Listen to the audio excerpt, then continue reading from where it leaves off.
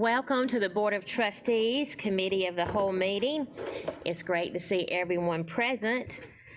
A special welcome to the new school year to everyone present, and a special thank you to Dr. Royster and the entire Greenville County School family for a fantastic school opening. We're very proud of that. Our first matter of business is approval of the consent calendar. Are there any corrections to the minutes posted for our Committee of the Whole session on June 13th? Any corrections? If no corrections, I need a motion to approve the minutes. As presented. We have a motion to approve the minutes and a second. It is moved and seconded to approve the minutes. Any discussion? All those in favor to approve the motion to approve the consent calendar say aye. Aye. All opposed say no. The ayes have it and the motion is carried. Our second item of business is appearance of visitors, and I do not believe we have any visitors today. No, okay. All right, our second item of business, our third item of business is administration. Mr. Sailors will serve as the chair of the administration section. Mr. Sailors, I will turn this section over to you at this time. Thank you, Madam Chairman. Good morning, ladies and gentlemen, and thanks to everyone for being here. First item of business in order in the administration portion is item 3.01, Greenville County Schools hiring processes. Dr. Royster, would you like to open this up? Yes, sir. Thank you, Mr. Sailors. This is actually the first of two items that are both directly and indirectly linked.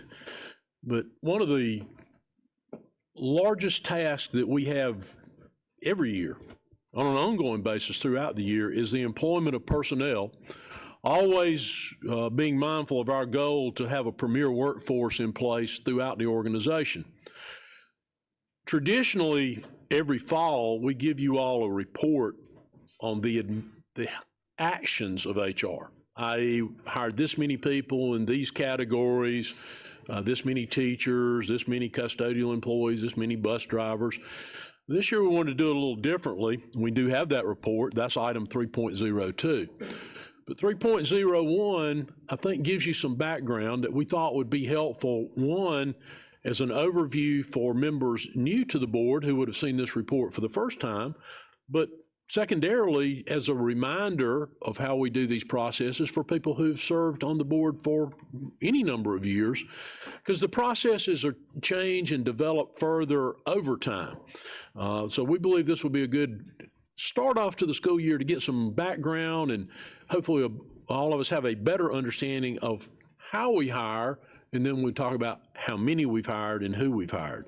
So at this time, I'll turn it over to our Chief Human Resource Officer, Morgan Clements, and she'll lead off the presentation. Thank you. Thank you, Dr. Royster. Good morning. As Dr. Royster said, we are going to share our hiring process for all of these respective areas, so administrative, hourly, and our classified positions. So our application process begins with individuals initially applying to positions through the GCS website. That might be at a job fair, through an external recruitment platform, or an event. Candidates build a talent profile in our system, which is going to include their work experience, resume, and a cover letter. Once the talent profile is established, the candidate can apply to positions, although the application must be complete in order to be considered for the position they're applying for. Internal candidates build a talent profile when they come to Greenville County Schools. However, we have a lot of candidates that grow within our district, and so when that happens, it's very important to go back into your talent profile, update your information, add whatever information from your current position that you serve in with the district, and update your resume as well. This process applies to all GCS positions, so whether it's an administrative position, an hourly position, this is where the application process starts on our website. We'll shift gears to principal selection. Principals begin communicating their intent around January, and that may be that they plan to retire, stay in place in their role, or make a change in the district. Assistant superintendents have those conversations with the principals who plan to retire and discuss what the recruitment process for that position will look like. The assistant superintendents inform the superintendent, deputy superintendent, and CHRO of the upcoming vacancy so that we can prepare and have the position posted accordingly. And then the principal selection process is initiated at that time. GCS has developed a multi-step principal selection process that has been presented at multiple national conferences and shared with the Delaware Department of Education to update the practices in every school district. And our process consists of stakeholder development of the principal profile. And what that means is we want to know from the faculty and staff at the school, from community members, what are you looking for in your next principal? What is important to you in your community? What's important to you as a team that your next leader brings to the table?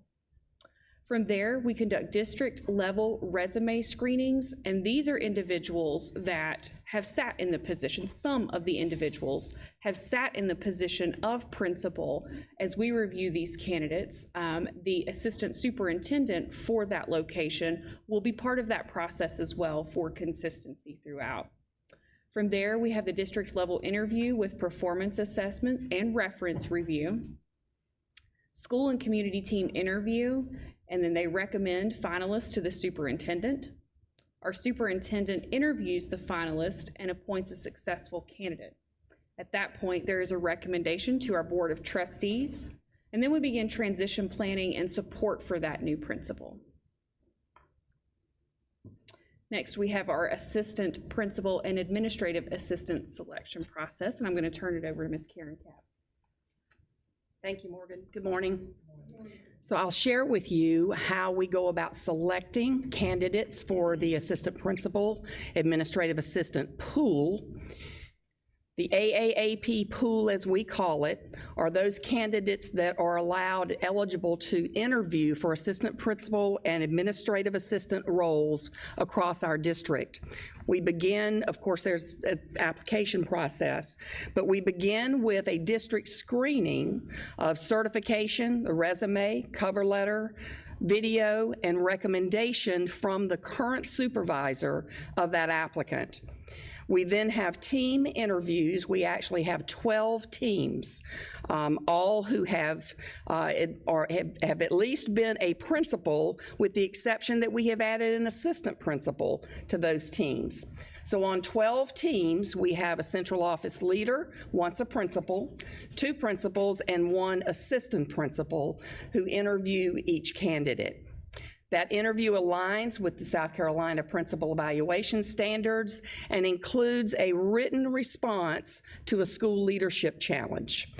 You may have already opened and reviewed the scoring rubric for our interview, which is also aligned to the standards. The selected candidates retain eligibility for the pool for 3 years. Candidates who are selected to interview for principal, who go to the district interview for a principalship, can also be added to the pool without this process. For the 2023-24 pool, we selected or had there 158 candidates that principals could choose from. 76 of those came from the original 123 who were new applicants. Of those 123 new applicants, 99 or 80% passed the district screening. And from the 99 who passed that district screening and who were interviewed face-to-face, 76 were selected and are in the pool. 33 pool candidates who were within their 3-year eligibility were also in the pool, and there were 49 sitting administrators from our district who were requesting a transfer or a promotion to AP from AA, or administrative assistant. The 58 hires this year included 31 from new applicants, 20 transferred or promoted, and 7 experienced or new to Greenville County Schools administrators. Once that pool is selected, principals then who post a vacancy will review the pool. They will look for folks who seem to fit their location, and they will then convene teams on their campus to interview.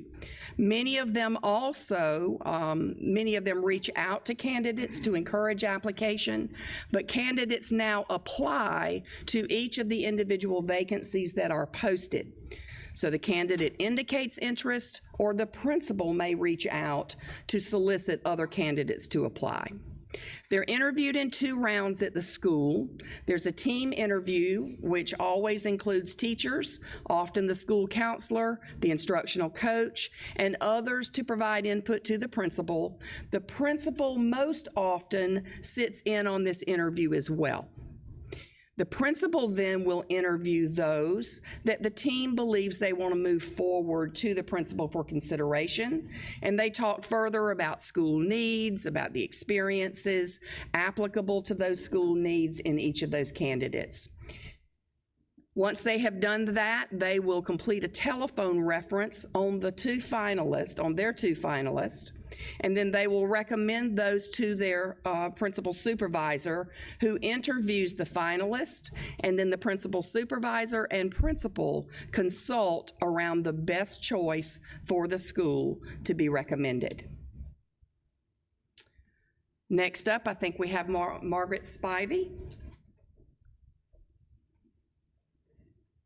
Good morning. So I will be speaking about both the teacher and the classified selection process today.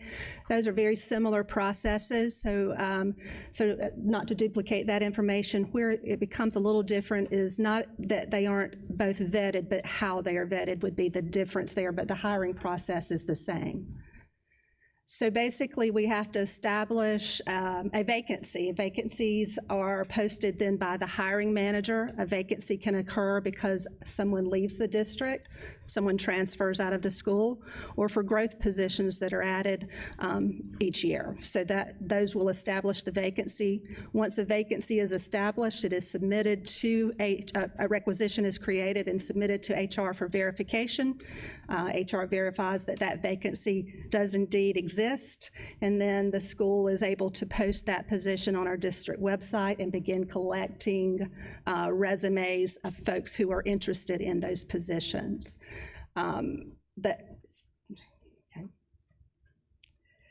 Next in the process, then once the hiring manager or the principal of the school begins collecting those resumes, they start screening them out and looking for folks of interest that match the qualifications for the position. And then the candidates, top candidates, are selected for interviews at the school. At the same time, they are moved inside our system to what is called hiring manager review.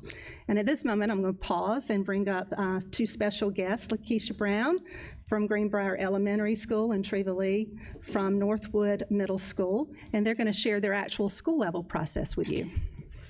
Thank you, Margaret. Good morning. Good morning. Ms. Spivey has shared that the candidates are applying to those positions in our Lawson system. And so at the school level, what we begin to do at that point is the school secretary and the principals, we begin to monitor that vacancy. And so as those resumes come through and those talent profiles come through, we print the resumes, we review those online references, and we are looking for candidates, of course, who are certified in the vacancy area that we're looking for, and who have those experiences with children that we believe will benefit our individual schools. So once those candidates have been vetted through that resume screening process, we then move the candidate in the Lawson system to hiring manager review. HR then again begins to review those candidates, and once they have been vetted through HR, they're moved to qualify. At that time on the school level is when we call the candidates to invite them in for the interview process. The interview teams at most schools, I know Treva and I have talked, we have representatives from our teacher teams. So for instance, at Greenbrier, we have one grade level representative who's the grade level chair. If that person's not able to sit in, another colleague from that same grade level participates on the interview team. We have our school counselor, and we also have members of the administrative team on those interview panels as well. And so I will turn it over to Treva, and he'll tell you a little bit more about the interview process. Thank you, Lakeisha, and good morning. Really just from that point on, is to focus on the interview. And we want to make sure at our level we have administrative, like an AP representative, counselor, but it's very important to have other teacher representatives as well. At the middle school, we're teamed, so we want to make sure we have a member of that grade level team and also the content teachers, or PLC. So it's several team members who participate in the interview, and we go through a battery of questions. It's kind of normal to any interview process, but as you saw a rubric earlier, we also score each question. So at the end of the interview process, every candidate has a composite score. That doesn't mean they're going to get the job, but it gives us an objective place to start. From there, we have conversations about ability and fit, enhancement to our school culture and our academic program. When we have it down to 1 or 2 finalists, that's when I will check references to make sure I speak to their immediate supervisor, get a favorable reference. Then from there, I take the conversations from the interview process and we'll make a decision to recommend hire. Thank you.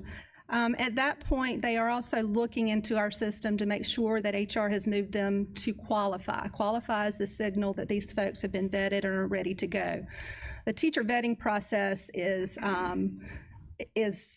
very in-depth. We are looking to see that the person is certified for the position, that their certification is complete or in progress. We do a lot of hiring beginning in even as early as January. And so when we're looking at teacher candidates who are currently sitting in student teaching and they will not have their information available, they will not have a certification at that time because they're still working towards that. So we're looking at, do they have everything lined up to become certified? If they're coming from out of state, do they have an out-of-state certification that is going to be reciprocal to us? We're also looking at their references to make sure that the automated reference that we collect is from their most recent supervisor. And that looks different depending on if they're an alternative certification candidate, if they're a new graduate from a teacher program, or if they are a current teacher somewhere else, or again, if they're transferring from one school to the other, do they meet those qualifications? And then, of course, the school has their vetting process as well. They are expected to call the immediate supervisor. So even though we have the paper reference or the automated reference in our system, they are also supposed to reach out to, and both of these folks spoke to that, and call and have a voice conversation with that supervisor. So once they're qualify, these folks, once they've done all their vetting and their selection, they then can move the person that they want for their school to hire. Right. It's not advancing. All right. Thank you. Oh, there it goes. Just a little slow. Here we are. Once they have accepted that soft offer from the school, the hiring manager then moves the candidate to hire, as I stated. The school then sends standardized emails to all the other candidates. And what a standardized email is they're letting them know the status of the position, so that the position has been filled, and they're encouraging them to apply for other positions if they're qualified. We're thanking them for an interview, but another candidate was selected. So there's standardized emails built into the system to close out that requisition and let the folks know who did not get selected how the position stands. Then those candidates are dispositioned and the requisition is closed. Once it is closed, then it is pulled down from the posting on the district website. And then at that point, the processing center picks up and starts with that onboarding, calling them in for orientation, and if they're a teacher candidate, providing them that teacher contract for employment, and then closing out that process for hire. And that's what we do. Thank you. Transportation. Thanks, guys. Good morning. So the transportation process starts with the application being put in. Several avenues to do that: job fair or going themselves online and filling out an application. If there's some difficulty filling out an application, we do offer them assistance in the Space Drive office, which is where I am. Or if they come into a bus center, we'll help them fill out an application right there with one of us helping them through. Once they fill out that application, HR is going to forward them a background check if it is not done at a job fair. If it's done at a job fair, they're going to do the background check right there. For bus driver candidates, we're also going to do a license check right there because they can only have 4 points off of their license to begin training. They can only have 6 points off their license to be a qualified driver. Once they reach that 6 points, we have to decertify them. Anyway, so once we get that application back and the background check, they forward that to the transportation department from HR. At that point, we schedule them for an interview. We bring them in. In that interview, we are going to schedule their physical, their pre-employment drug test, and there's another step that they will actually do the first day of training, which is a physical performance test. That is a state requirement. The top two there are federal requirements. Step 4, once they pass those requirements, they're going to attend 5 days of CDL classroom training, which is the South Carolina Department of Education curriculum. Once they complete that 5 days of training, they will then go to the DMV, where they will take the written test for general knowledge, air brakes, passenger, and school bus endorsement at the DMV. A couple of years ago, they would get the permit before. Now it is a federal requirement that drivers have entry-level driver training before they are able to attain their permit. The South Carolina Department of Education curriculum will substitute as that entry-level training. Once they take and pass those tests successfully, they notify a training representative in our training department, and we will schedule them for the behind-the-wheel training. Normally, we will schedule them the next day for behind-the-wheel training, or as soon as their schedule will allow them to come in. Once they complete the behind-the-wheel training, that takes the average person between 20 and 30 hours. There is no requirement of how many hours they are behind the wheel. The only requirement is they have the permit 7 days before they are allowed to test for their license. In the normal process, we have 7 days of training for them before they can even get behind the wheel, learning the parts of the bus that are part of the CDL requirement. But there is no minimum requirement hours behind the bus. It's going to take the average person between 20 and 30 hours to get it. We do not schedule those 20 hours over 1 week. We schedule them over about 2 or 2.5, because anything past the 3 or 4 hour point, they're going to lose retention of the knowledge given to them. So once they complete their behind the wheel training in our spaces with our trainers who are third-party licensed testers, it's much like a driving school. They're going to give them a sealed envelope to take that to the DMV, and they will trade it for a license. Once they have that license, or you see the completion of the CDL pre-trip skills and road test. Once they have that and they have passed it, they go to the DMV. Once they bring their license back, we schedule them for the next new employee orientation. Once they complete that new employee orientation, which is most oftentimes on a Thursday, we send them to the bus center, and they are on their way. We put them on a route. They practice that route with an experienced bus driver. We do a swap, put the new bus driver in the seat with the experienced bus driver looking over their shoulder, and then they're on their route. There is a requirement in step 11 of a 10 hours of in-service meeting that's scheduled throughout the school year. In a normal year, 5 hours of that is going to be at the back-to-school training, which is done the week prior to school. That's it. Now over to fans. Morning. My process is a little quicker than Mr. James. Can't rush that. No, you can't rush excellence. It's gonna be hard to follow. So for us, we get a qualified list from our HR department. Once we get that list of qualified personnel, our coordinator of personnel will reach out to each one of those candidates and schedule an interview with the area manager in a school closest to their home. The interview process is usually completed within 72 hours. There's a scoring matrix that we use to make sure that the candidate is a very good fit for us. Once we select a candidate, we will notify HR of the selection, and they will schedule them for a new employee orientation. Thankfully, they've been very helpful for us, especially in the beginning of the year when we have a lot of new hires, and they schedule additional NEOs just for us. So that's pretty much the process. Usually that NEO's on a Thursday, and we're able to start them working that next day on a Friday. They'll meet with our fans hiring specialists. We have somebody internally just for that, and then the NEO, like I said, and Friday they start. That's the fans. Thanks. I told you mine was easier. Good morning. We'll talk about the building services selection process for candidates.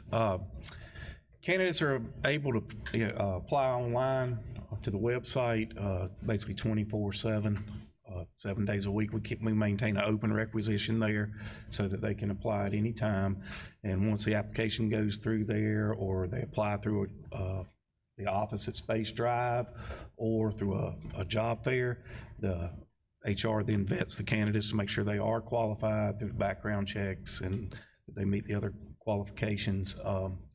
Once they are qualified, we get a list of the candidates in our office and we review it, and sort of like fans, we look at the zip codes to try to get the people in areas near their homes, because we don't want, it's tough on somebody from Travelers Rest to work in Simpsonville and vice versa.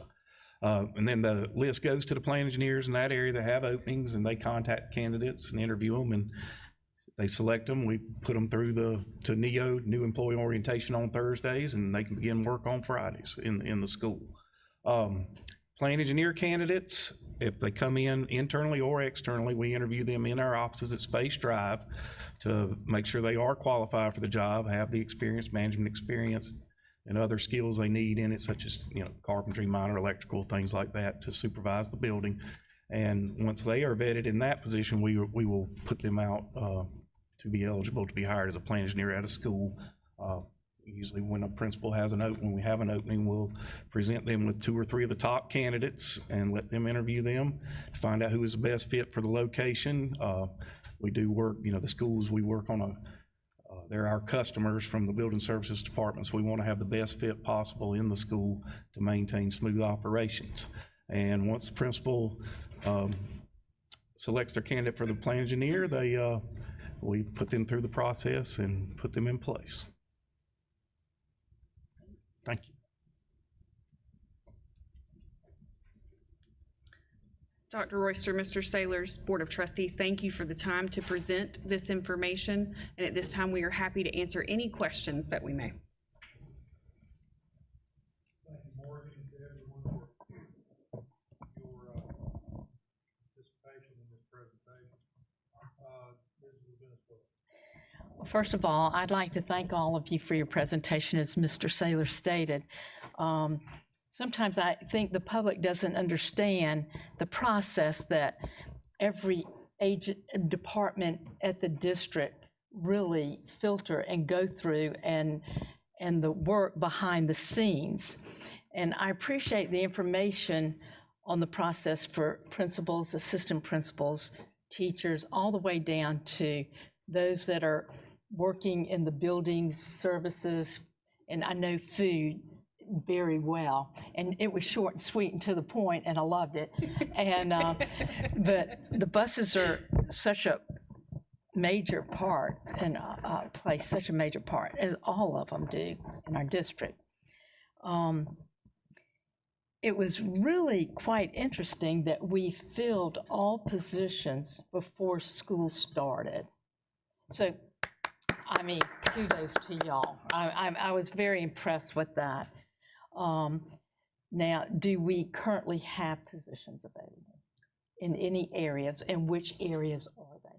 We do currently have positions available. So for all of our positions, we continue to recruit throughout the year for all of the areas that presented today. So for substitutes, additional teach positions that may be added or that may become available if someone transfers or moves away from the area. So we continue to recruit for those roles.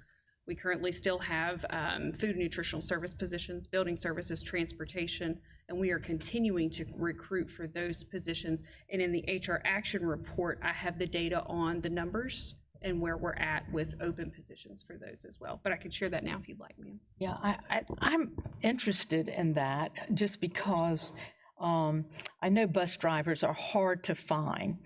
And how short are we in that area? I'll share these numbers and then ask Mr. James to come up and speak further. So in the report that you have, the HR action report, positions for building services, fans, and transportation were reported at the start of school.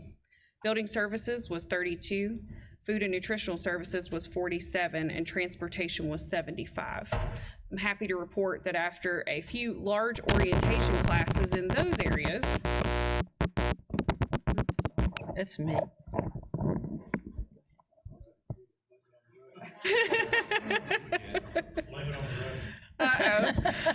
But happy to report that in those areas, we've had large orientation classes, and since we've prepared this report for you, those numbers have changed as well.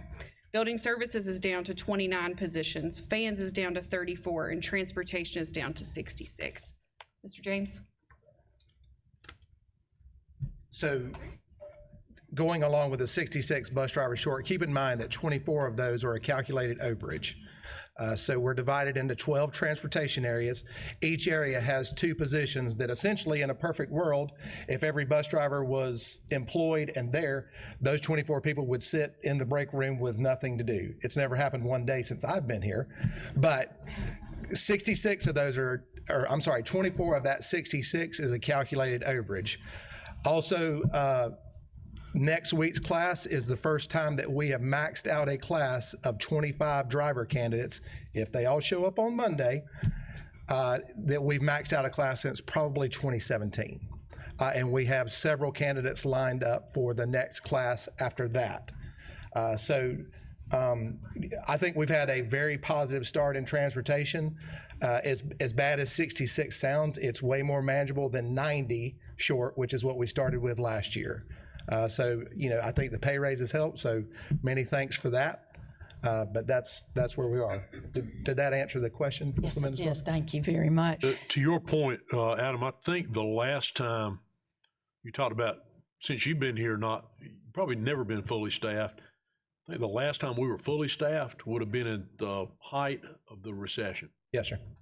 And when I say fully staffed, that means every driver that's on a route, plus we had about 35 sub-drivers, floaters, at the time, which means they're hired full-time and they're sent to the vacancy that occurs on a daily basis, but they're full-time employees. Right. That's the last time that we would have been fully staffed, all drivers and all floating drivers. That calculated overage that I just told you about, that's what we commonly refer to as a floater driver, and they are a full-time employee, and they go wherever they're needed every single day. As far as assistant principals, I think I like the procedure that we take in the interviewing in the process and how we carry over. Is that left up to every individual school, the principal, the principal and those that are involved in finding who the assistant principal is? Or they just look at the bank, they pull from that the vacancies and the applications on file, and then they make their decisions, they bring those people in, or do they bring the applications there with their group at their school to review before you start that process? Or exactly what do we need to know? Because a lot of people, I've had several go, I think I'll come in and speak on what we should do in looking to hire teachers and what's needed. And I want to say, well, you just needed to come to the committee of the whole and you would have found out. But anyway, with that being said, thank you very much. And Mr. Stewart and all of you for your detailed presentation and enlightening us about how you go through the process and ensuring that every individual school has what they need in order to bring the right person into their environment. So I'm just trying to figure out about that assistant principal and that process.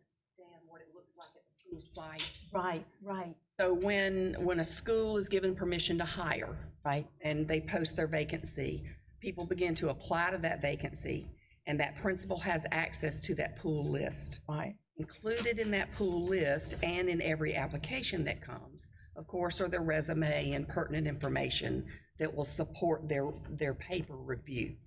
I would say to you that most principals, I certainly did, would sit down with their assistants. I would sit with an IC as well, and we'd go through what was there. Folks who interested us who were sitting in the pool list, who might not have yet applied, or who didn't then apply to your position, you would pull their materials as well, and we'd reach out and say, hey, we would like for you to apply to this job at our location. So they do their own internal paper screen, remembering that that pool list has already been thoroughly and rigorously vetted. All of those folks have all those proper documents, and assistant superintendents, principals, and an assistant principal have said this person is a viable candidate. So we try from a number of applications to ensure that when principals look at that pool list, they know they're looking at folks that we believe could do a really strong job for them. And I know you know what you're talking about, because I was always impressed with Sevier, and I always loved it when you were there. But with that being said, also fans, I know, Mr. Irwin, I know that it's difficult that, Urban, I know it's difficult to keep people in place. Have you had turnover since school has already started and people said, look, this isn't working out for me, and I can't do this? Yeah, we've had a couple, but we've also had a few people that have transferred to teacher aides or to bus aides. I think we had one or two for bus aides, a couple to custodians. So sometimes we'll have people leave us, especially this time of year, to go to different departments that may offer more hours or may offer 12-month employment. I think we've probably had one or two since the start of school, since the week before school, who said, wait a minute, this is a little more physical than I thought it was going to be. But that's always the case. Right. Okay. And then, let's see, who else did I want to touch base with? Mr. Lee, sometimes when people come and want to use us as reference, we look at, and they're friends of ours, we look at their records and their longevity with their prior employment, and they've been there since retirement or whatever, a long time. And then they use us as a reference, and they come to you, and then they don't last. And I just think that sometimes maybe our people's references, they think they're giving you a good reference, but it might not be the right fit for that particular position. Do you see that happening often, or you think everything's pretty much, it works itself out? I think pretty much it does work itself out. We have many references for each candidate. We read and consider all of them. Again, principal that teacher may have worked for, that prior supervisor. I'll speak to assistant principals as well, just to kind of get the most well-rounded picture of how they were as a teacher, as an employee, not just content-wise, but how they got along with their peers and really their level of encouragement for kids. So yeah, that when references maybe conflict, I think it's more important, or becomes very important, to consider all the references you have, because it's never just one. Good, I love that. Thank you so much. Y'all did a great job. I appreciate the information. Thank you. Thank you, Mr. Sailors. If I might, Mr. Sailor, before you leave that topic, one additional point, it might have gotten lost. Somebody said it, I don't remember whether it was Keisha, Treva, or Margaret, which is really important. We do get all these written references. Principals are required to speak to the previous employer, the previous supervisor.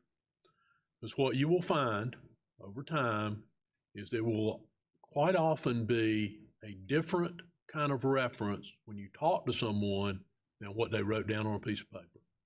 You get more full and more complete information. And that's why we require that for teacher employment require that of principals.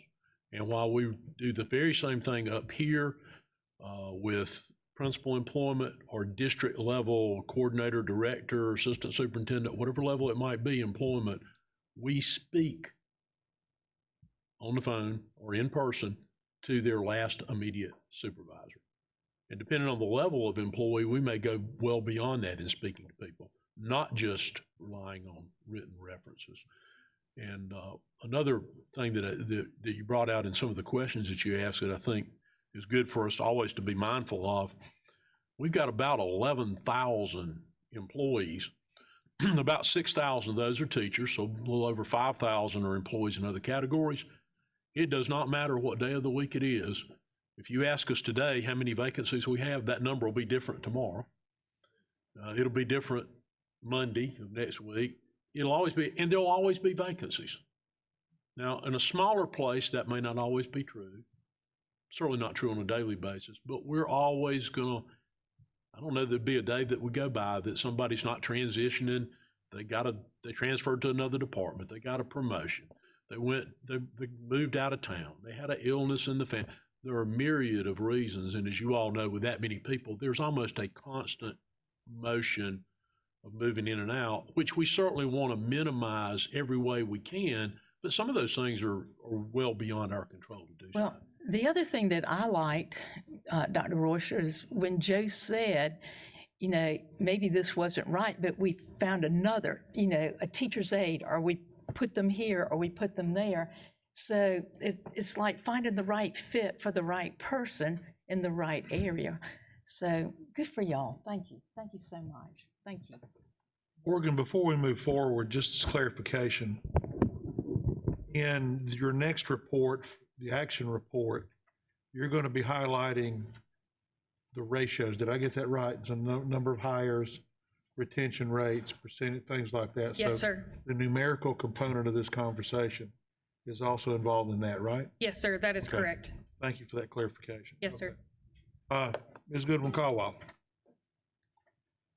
Thank you for this presentation. I only have a couple of questions. And this might need to go to, I guess, Karen Cap. Does the AA still have to move to AP before they can become a principal? Or you can take a AA straight to principalship? You can. An AA, it's paid on the teacher salary schedule. And we have had a number of administrative assistants who have moved into the principal's role straight from that position. Many times, at least in the past, that might have been somebody that moved into a role from a very small school. But yes, absolutely. There's no difference in eligibility or in preparation. Okay, with the AA, you said something about the pay. With the AA, if they move to the AP position and they have lots of years of experience as AA and go into the zero experience as an AP, do they still keep their salary, or is that salary decreased? HR actually sets that salary, and I'm going to let Morgan speak to that. So our AA experience and AP experience is treated the same. So if an AA goes into an AP position and they've been in AA for 4 years, they will go in at step 5 as the year is moving forward. So they're given credit for their years as an AA. So that experience carries with them, and as they become an AP, they are given credit for that as far as compensation I'm glad goes. to hear that. I know that used to didn't be the case. But thank you. ma'am. Thank you, Yes, Chuck. ma'am. That's all. Yes, ma'am. So if I might, as a reminder, the board's action during the budget has greatly diminished the number of administrative assistants. You may recall that we presented to you all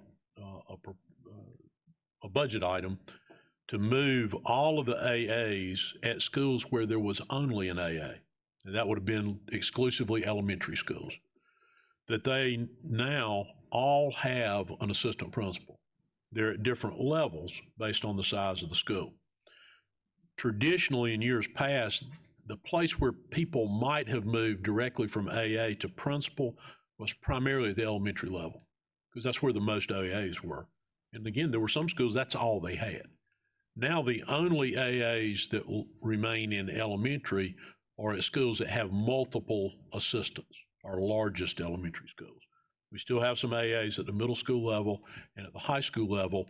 They do not tend to move directly from AA to AP. They tend to go through the seat of assistant principal, but there are far more assistant principal opportunities at middle and high than there are other places. So I think that's just an important reminder of that, and that action that your budget enabled us to take has greatly diminished the number of AAs. So now, again, every elementary school has an assistant principal on different salary schedules based on size. Thank you. Ms. Middleton. You. Great presentation. One of the questions I have is, can you talk a little bit more about the criminal check? Do all teachers have a formalized criminal history check done before? Yes, they do. Every employee that is employed by Greenville County Schools goes through the criminal background check process. Yes, ma'am. I assume that. The other question I have is, and I thank you, Dr. Royster, for I think partially answering this. When you check your references, and I'm so glad that you do talk to people, that it's not just what's on paper, because what's on paper may not really be exactly the person you want. Are you able to, how should I say this, expand your questions so that you can make sure that the person you're getting is like a really good person, like morally, and is someone you would want to teach your children? And it's actually very rare to have a criminal history where you actually have a conviction, but someone could be under investigation, or there could be something else in the background that would be, I don't know how you would determine that, but I guess I'm just worried, especially if perhaps teachers are transferred to other schools. What's the process there? Maybe problems. Like how do you have like a set of questions that you try to ask to be, how should I say this? I guess to find out a little bit more about that person, you know? Sure. So in our experience, in most situations, when we're calling to speak to a supervisor, fortunately, that feedback is usually candid. We are professional in the way that we ask the questions, of course, and the questions are pertinent to the position and what they're going to bring to the district. But for that very reason, it is important to speak to a supervisor who is going to tend to be a bit more candid about the experience that they had with that individual. To your point, we want to make sure that the individuals that are coming into Greenville County Schools, we know their history, we know their background. Someone that they have served with has given us that feedback. Additionally, if we have someone in the district transferring, we make sure that the principals are able to have conversation, because it is an internal reference check at that point. Further, if any sort of incident occurs in any district and in our practice, any sort of arrest, any sort of criminal history, anything that comes up during the course of employment, we are required to report that to the state, of which we do right away. So that information goes to the state, they do their own investigation. So that information would be a public record as well for individuals that we were bringing into the district. But to answer your original question, I've not received feedback that we don't get candid information from speaking with supervisors, from speaking with coworkers, or individuals that person may have supervised themselves. Two common questions that a principal would likely ask a supervisor about a teacher would be, one of the things you alluded to, and I don't know that you mentioned the other one. The first one would be, would you want this person teaching your child? That's a commonly asked question between one principal to another. The other question, which would be common not just to teacher candidates, but to other candidates, would be, would you re-employ this person? In other words, the job that they're in now, would you re-employ them? Of course, what you want them to hear is yes. What you don't want to hear is obviously no, or Well, it would depend on the pool of candidates. Oh, boy. So once you've done this for a little while, you know what the answers are that should be cautionary, and what the answers are that you indicate, this is a good candidate. And what you never will know, despite all the things that we go through, and the whole rationale behind having these interviews with a group of people, particularly at a school level, and you've seen how we do principals, and we've described that to you before, where they come in and they sit through this whole group of people from the school community. That's to try to see how they will mesh with that community and that school, how they will fit there. It is obviously not 100% foolproof, because sometimes you don't know until people actually get in the setting. But we try to do everything we can possibly do to be able to predict with a high degree of certainty that they're likely to be successful there. That is very comforting. So you're not hamstrung to ask only certain questions. You can expand and ask, as my understanding, whatever questions you deem fit. And you could go, if you wanted to, even beyond their previous supervisor, and maybe, like, say you might ask the supervisor, is there anyone else we should talk to? Or maybe talk to another coworker or something else. Would that be allowed? Yes. One thing that would be, I think, a common practice, if you know someone who would have reason to know their work. In other words, if I'm maybe interviewing somebody for a job and I might know somebody that knows their work, maybe I know that superintendent or I know somebody that's worked with them, I may call that person, whether they're listed as a reference or not, because I know that person's judgment because I know them.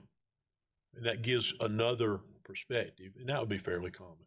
Now, the questions we ask, you have to be cautious in questions that you ask. Mr. Webb would counsel us that there would be things that we should not be asking people about. We don't ask those things, as you might well imagine. They got to be directly job-related questions that we ask people, as you would expect us to do. I was going to add one thing for the teacher part of that. So yes, to piggyback on that, the two questions that are both on our written reference as well as what principals are instructed to ask. One is, would you rehire this person? And the second one is, are they eligible for rehire within your district? That's both on the automated reference that comes back to the district as well as what principals are asked to ask when they call the reference. In addition to that, for the teachers, the State Department of Education also does a background check, fingerprinting, the whole 9 yards. They have, it's called NASTEC. They also send off to there. And if there's something from out of state of a teacher transferring in, it'll flag on that record, and then they will have to answer to our State Department of Education before they will be issued a certificate. So there are actually even state levels of validation before we are able to hire them as a certified teacher. Terrific. Thank you. I think that's perfect. That's great. Thanks. Nancy, how much time we got? Without objection, I'll extend for an additional 10. Dr. Stiles. Thank you very much. Thank you, Ms. Clements. In my opinion, an exemplary hiring process includes important steps all the way to the end, with the last step being that all the candidates who applied or interviewed were notified that the position was filled. And I thank you for making that comment. And it makes me feel good as the board chair to know that with certainty that every candidate who applies for a position in Greenville County will receive information regarding the status of the position. And with that said, I think that's really important. But also, I know that folks who come for interviews, they come with high hopes and dreams, and they're excited, and they've done a lot of research about the school, and they've spent their time. Some of them have driven for miles possibly out of state to attend. I also wanted to ask the question, is that the final end result, but are principals also encouraged to make a personal contact with those candidates who were interviewed to say a personal thank you and just a word of encouragement? Does that also happen in addition to the email or the letter that goes out?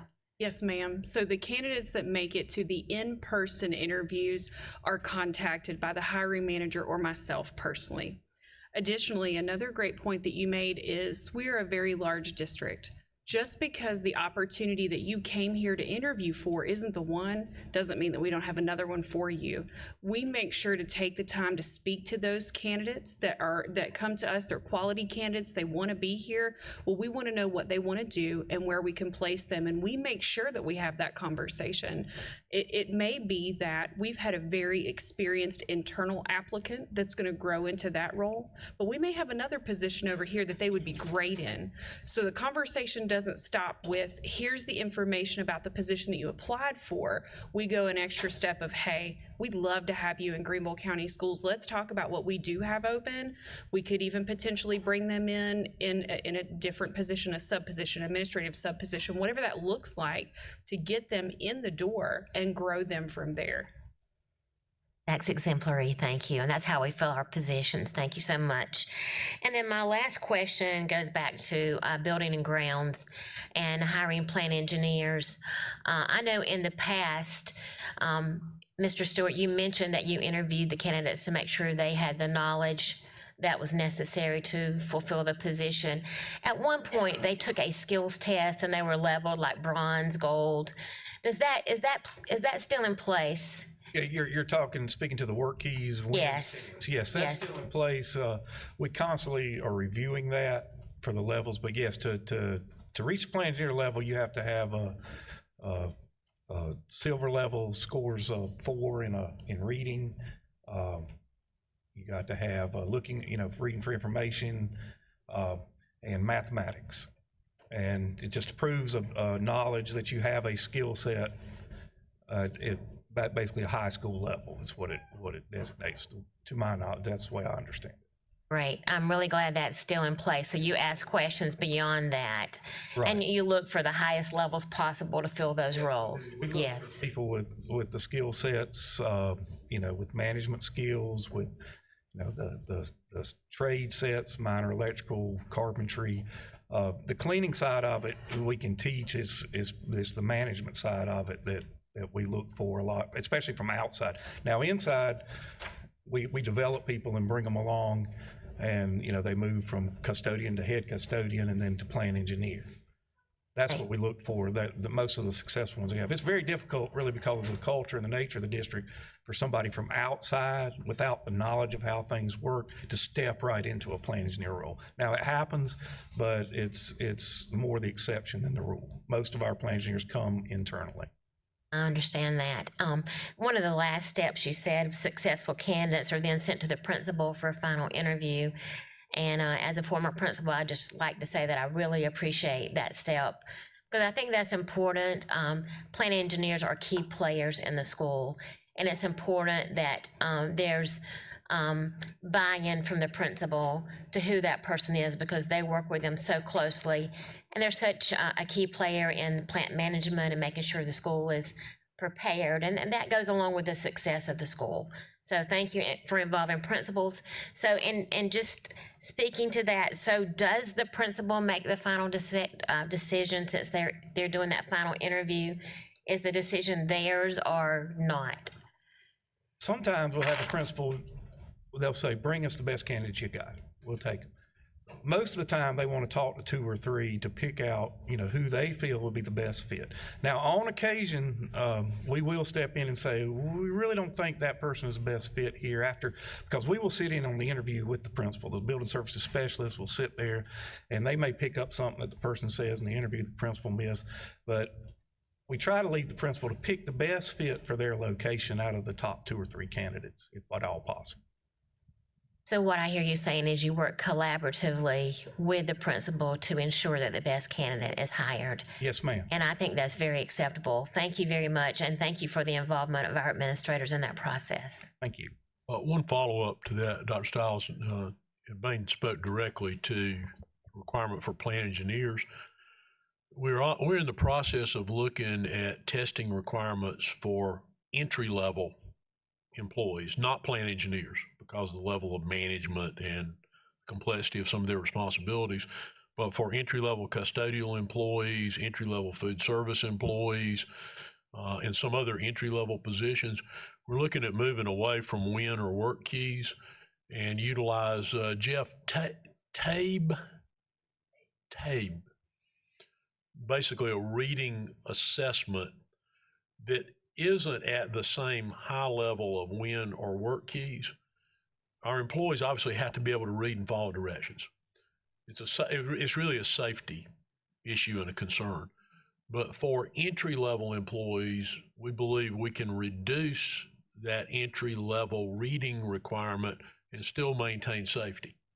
And if they want to, if they enter that way and they want to advance or try to advance to a plant engineer or a different job, they may need some additional help, which they can get through adult ed. But we are looking at reevaluating the level of reading we require, but they've got to be able to read to follow directions. If not, there are some things that we ask them to do, particularly custodial employees, as far as mixing chemicals together, that should they not do that correctly, it can create a real safety issue for them and for their coworkers. But we're looking at kind of rescaling our testing requirement for some of those jobs, which should open us up to a little bigger pool of workers, still good workers, can do the job, but not maybe the same level of requirement we have for some other positions. Thank you. That brings up one other question. On our school to work program, I know at some of our high schools, for some of our disabled classrooms, they have, over time, they have worked in schools, school to work, and some of our, I know I've had them in my elementary school. Is that something that we still practice? And if we do, are we employing any of those students? Do we find that to be successful? Yes, ma'am. We have an active program right now where we're working with the high schools and the transition liaisons from the special needs classes and identifying kids that would be able to function in our environment. In their junior year, they do basically a 1-hour internship on a daily basis in the schools to get acclimated to what we do. And in their senior year, we move them into basically a substitute custodian position. It's a part-time position where they are actually paid to work anywhere from 2 to 4 hours a day in the location, which allows them to demonstrate to us that they can do the job so that when they graduate, they have the opportunity to come on board with us as a full-time employee. And it's been a successful program that has started and it's growing slowly. And we have several students still employed that came through that program. So yes, we do that.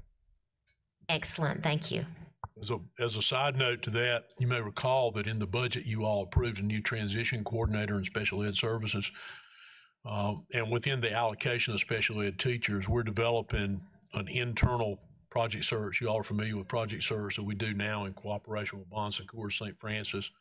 We have students over there that go through training in various areas at St. Francis Hospital. They train through rotations and then they become eligible for employment. Some of them get employed at St. Francis after they leave the program. Others become employed in other places in the county and outside of the county. We're expanding that to a second project search focused on our internal employees, which will be a step beyond what Bain was talking about that we have done, which we've done, to your point, a number of years of doing that when you were a principal at Skyland. So that will provide some additional opportunities for those students that are in the employability credential program. Thank you, that's excellent.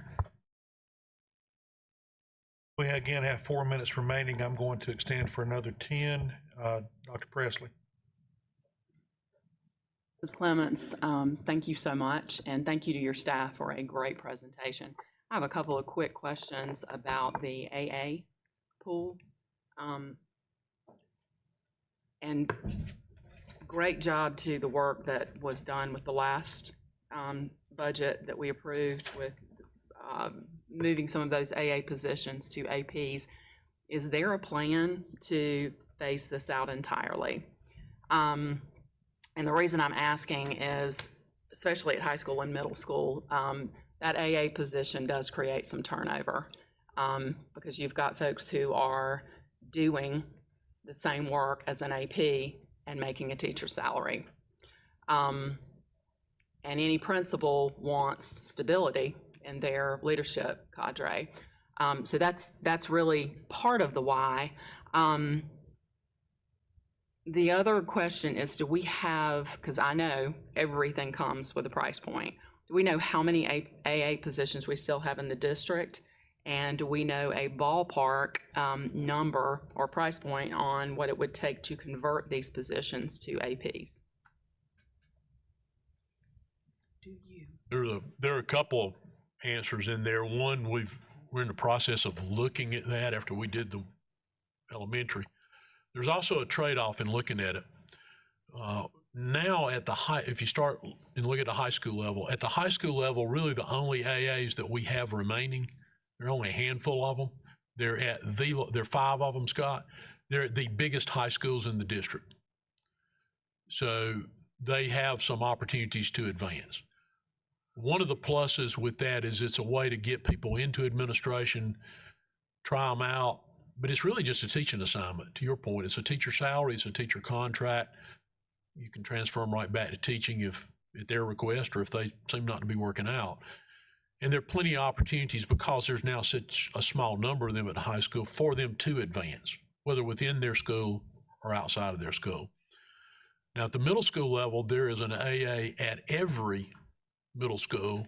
So that's 20, so there's 25, 26 AAs, and there are also still some at elementary because the large elementary schools that have additional administrators, that additional administrator may be an AA. So the price point for moving them is far higher than the price point was for moving the small school AAs to AP status. But we're looking at that and trying to gauge, is that something we would want to do eventually, do away with all of them? Or do we want to scale it back as we've done over the years with high school? Probably 10 or 12 years ago, probably every high school in the district had an AA. That just doesn't exist anymore. Slowly over time, we've moved away from that. The other thing that's now a factor is as much as the teacher salary schedule has increased, if they're a long-time AA, there may or may not be a financial advantage to becoming an AP. In fact, I believe in all that AA movement at the elementary level, we had to freeze, Morgan, one person's salary. Yes, sir, that is correct. There would have actually been a reduction in pay to go to AP because it was a very long-term AA with, I guess, a master's plus 30, not a doctorate maybe, but a master's plus 30. That is correct, very experienced.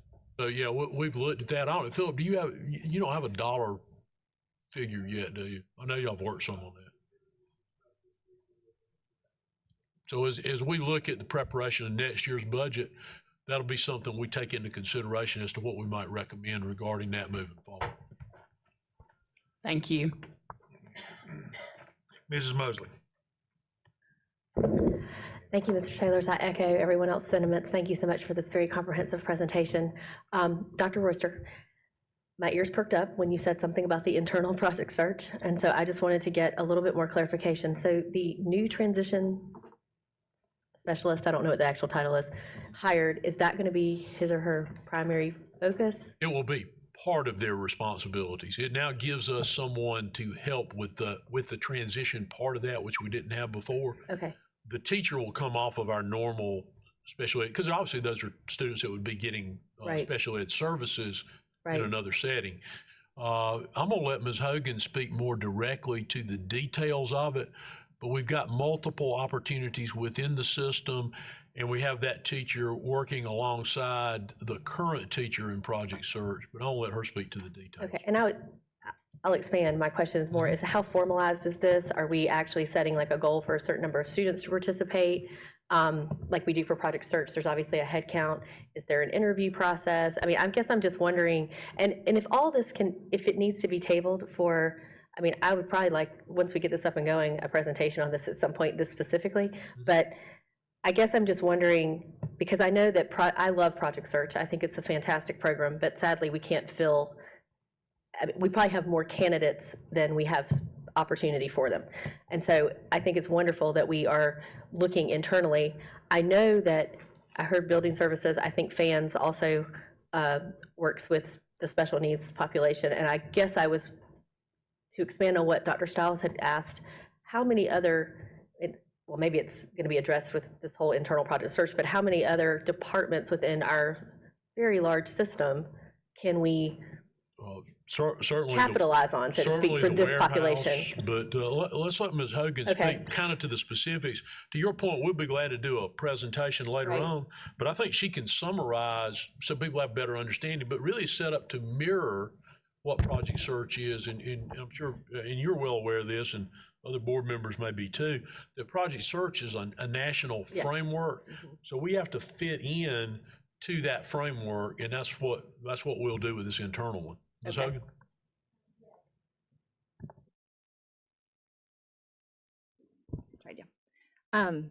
We absolutely are going through the exact framework from National Project Search. The first thing that we did was reach out to them and do a conference call with the state agency and the national folks.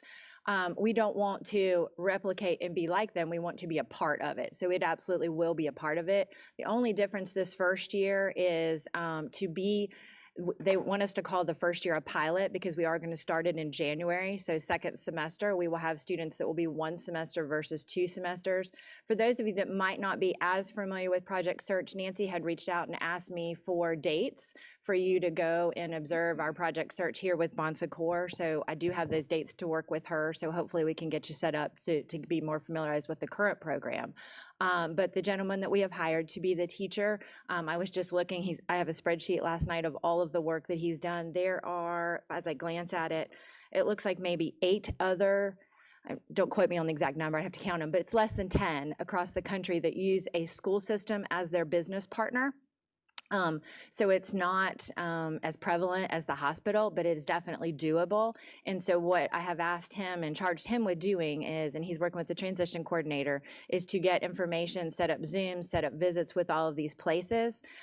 It is different when you do them internally, and there are some things that we want to make sure we don't go down paths of mistakes that they've already made, obviously. Also are going to do some tours and visits at other locations that are using hospitals and other business entities to see what we can learn from them, because we only know what we've done here has been successful, but certainly get new ideas. He is working in lockstep with our teacher at Bon Secours right now. It will be all the same process as you mentioned. We created those processes for the interviewing and all of that, so that is what we'll be utilizing in both. This first year, I said it will be a little bit different because we'll be getting kids for January, but what I do anticipate is in the next fall, kids would be in Project Search interviews, and it would not necessarily be you're interviewing for the hospital or you're interviewing for the school location. You'd be interviewing for a Project Search site, the slot, and then we would determine by your interest, because they have to have interest inventories. But I think folks sometimes get caught up in the actual rotations and think they're only there. What we've tried to do with even our students at the hospital, we took them to Clemson to see that one hotel and restaurant, to say all the skills you're learning at the hospital, we're teaching you transferable skills. And so that would be the thing, that not only do we have a need in Greenville County Schools for these employees, but we want them to have transferable skills to all other businesses in the area. Does that make sense? Does that help? That helps tremendously, and since my son is an employee of that hotel, I did not know that. Great. I love the concept. I love the idea. I'm really excited to hear more about it as it gets going. So thank you so much. I think that was all my questions. Thanks. Thank you. Nancy, time?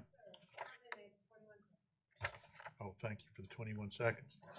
Okay, I've got about 3 questions. I think we can bang this out in 4 minutes. Margaret or Morgan, either one, you were talking about on the electronic version of the application process, a talent profile and updating that talent profile. how is that promoted with the employees that they need to know as they progress with their personal knowledge and skills to go back in and update that talent profile? Or, so that information will come from HR if they contact us and say, you know, I'm interested in another position, or perhaps the hiring manager, they may go to their supervisor and say, you know, I'm interested in that position. So when you originally apply with us, you have to go through that same process. But of course, as you're with the district, your information is going to change. And so you want to make sure that you're including all of that information for each position that you apply to. So that would be something that the employee might reach out and say, hey, I'm interested in this. What do I need to do? HR is going to give that information. That information may also come from their hiring manager as well. When they express interest, they're going to say, okay, I know you've worked with the district, you've been in this role, make sure you update your information. Or the hiring manager may say, give me an updated resume. Okay. Bain mentioned the plant engineer requirements. And of course, the skills test, Bain, I understand that. But you made a statement in your comments about hiring from within, and it was also mentioned, especially in talking about AP, moving up to principal, AAs, et cetera, but applying that philosophy to the hourly employees, whether it's in transportation, food service, building services, any of that. What's our level of effort to try to hire from within before we bring someone in from outside? That's what we would prefer to do, is because we want to give people the opportunity to grow. Sometimes it doesn't work out that way, but when we got candidates from within, we talked to their current supervisors, plant engineers. In a building, we talk to the APs, the principals, you know, are they ready? What do they need to work on? And we will actually bring candidates in, which we know are not ready, and interview them, find out where their deficiencies are, coach them back, and tell them you need to work on these things, and come back and interview again once you improve on these levels. We want to hire from within. It creates positive morale that shows advancement for people, and that they do have a chance to move forward. In one of his comments, Dr. Royster mentioned about the process for reaching out to previous supervisors of applicants. And that is, of course, at the administrative level, but at the hourly level, this is for you and for everyone, essentially. Do we do the same thing for hourly employees? So if we've got an employee, let's say that's an external candidate that's applying for a job, do we literally call their previous supervisor, and the same with internal candidates? Yeah, we check the references on them. Yes, sir, because we don't want to, you know, you never know, somebody could look like a perfect candidate, but then they could have, you know, some kind of weird personality quirks. People will tell you, they're not supposed to, but if you call them and ask them about people, they'll tell you pretty much. So. Okay, and then one of Dr. Stiles' questions, you referenced that when a principal is interviewing a plant engineer, there's someone from building services as a participant in that conversation for obvious reasons. When any of you are hiring management or staff at the hourly level, is there a participant in those interviews from HR? At our level, usually it's at the school, and it's the plant engineer and one of the administrative AP talks to a custodial applicant. When we interview for plant engineers, and we interview recently for building service specialists, HR is involved in that sometimes. And Okay, so the specialists higher- definitely. Essentially, the higher up the food chain you go, the more But involved then with HR HR. will get involved, yes. Okay. Is that the same? You guys can nod. You don't have to. Is it about the same process? Mine's a little different. Okay, go ahead, Adam. Some of my positions require to hire a bus driver. Like I have a safety trainer position where they have to have a minimum of 3 years. And to my knowledge, none of the ones that I have hired have come from different districts. We do have applicants from other districts, but we have coincidentally hired from within. I generally try to hire a supervisor from within. I have not always hired a supervisor within. I do have HR in those, and if you go higher than a supervisor, and sometimes during the supervisor, we have an AP. If it goes to assistant director or my HR or the head trainer, we bring in a principal. Thank you. Joe, you okay with that? I'm okay with everything. Okay, thank you. That's what I like about Joe there. I tell you, Joe doesn't say that much, but they're all gold. Okay, any other questions? Hearing none, that concludes this portion of our agenda. And we will, as soon as I pull board docs back up, wherever it went. And ladies and gentlemen, thank you for the effort in putting that together. We all realize that putting together such a presentation is not an easy lift, and we appreciate your time and talent in doing that. Our next item of business in order is item 3.02, Human Resources Action Report. And Dr. Royster, would you like to tee this up as well? Yes, sir. Thank you, Mr. Sow. As I mentioned earlier, these two are linked. We went back and forth about which one would be better to put first and which one would be better to put second. Probably not a good choice, but we ended up making the decision. We'd like to set the stage of how we do it and then talk about what that looks like in the number of people that we've hired in the last year and the number of people we've hired leading up to this year.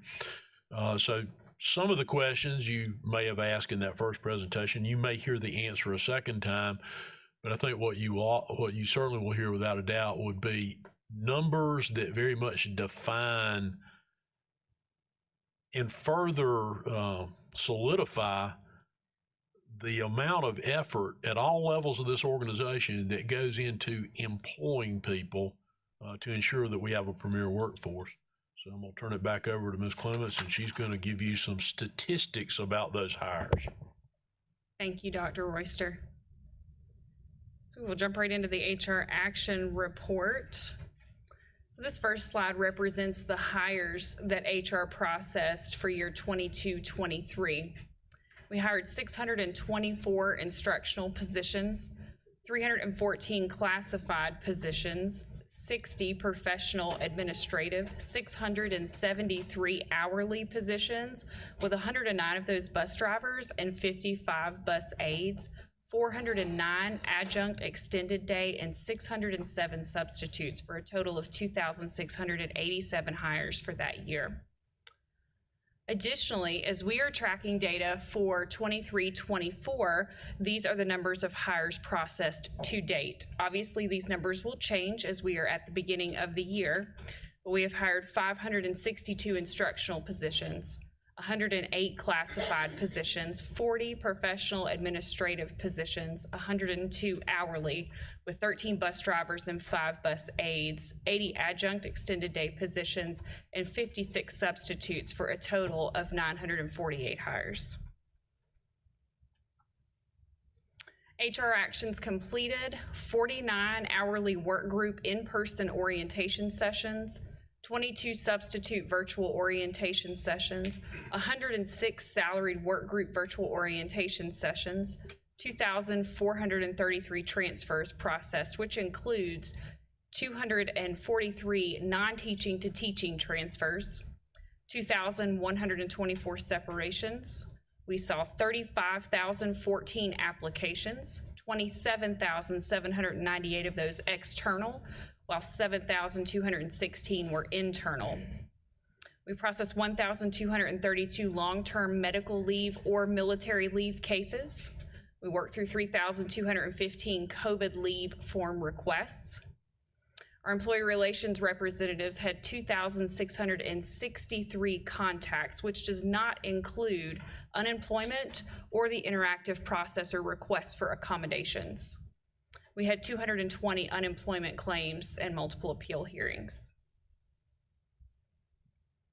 Administrative hiring for year 22-23, we hired 17 principals or directors, and you can see the diversity percentages of those hires. We hired 30 assistant principals and 27 admin assistant positions. To date, for 23-24, we have hired 16 principals or directors, and again, the diversity information is listed for each as well. We've hired 23 assistant principals and 20 administrative assistants. Additionally, at the bottom of the screen, the diversity statistics for the district office management positions, principals, assistant principals, and administrative assistants is listed there. Our teacher statistic updates include 1,040 teacher recertifications, 481 teacher degree level changes, 5,288 contracts were renewed, 219 student teacher placements, 553 practicum placements. Teacher recruitment initiatives. So Ignite the Future is our virtual event for students. We host a virtual winter recruitment event, our Shining Stars recruitment event. We have in-state virtual recruitment fairs, out-of-state virtual recruitment fairs, fall early teacher recruitment pool, state-approved alternative teacher preparation programs, our GATE program, international cultural exchange programs, placement services, social media outreach and spotlights, advertisement in local and national publications, job boards and alumni sites, and expanded virtual recruitment efforts in and out of the district. Our recruitment team attended 34 job fair events this year. 16 of those were in-state and 18 were out of state. Of the 34, 4 are historically Black college and universities. Our Shining Stars event was held in person this year at Roper Mountain Science Center. Elementary participation, we had 195 participants. Middle and high school, we had 146 participants. Last year, this event was held virtually, and we're very fortunate and thankful our attendance was up this year. Last year, elementary attendance was 164, while middle and high school was 128. Teacher retention efforts. We offer competitive salaries and inclusive benefit package, new teacher induction and mentoring, community partnerships, employee relations specialist, employee assistance program through Aspire, Greenville County Schools social media pages, which feature our employees, South Carolina student loan forgiveness for critical needs subject areas and geographic areas, public service loan forgiveness, our state-of-the-art facilities and abundant resources, HR partnerships with district teacher cadet programs, professional development opportunities, district support for certification and recertification. Continued focus on attracting quality educators. Our teacher cadet program, we visit for an early focus with teaching as a career, student teacher interviews, internship candidates with our collegiate partners, College and University Career Center email lists for teacher preparation programs, and that's in South Carolina, North Carolina, and Georgia.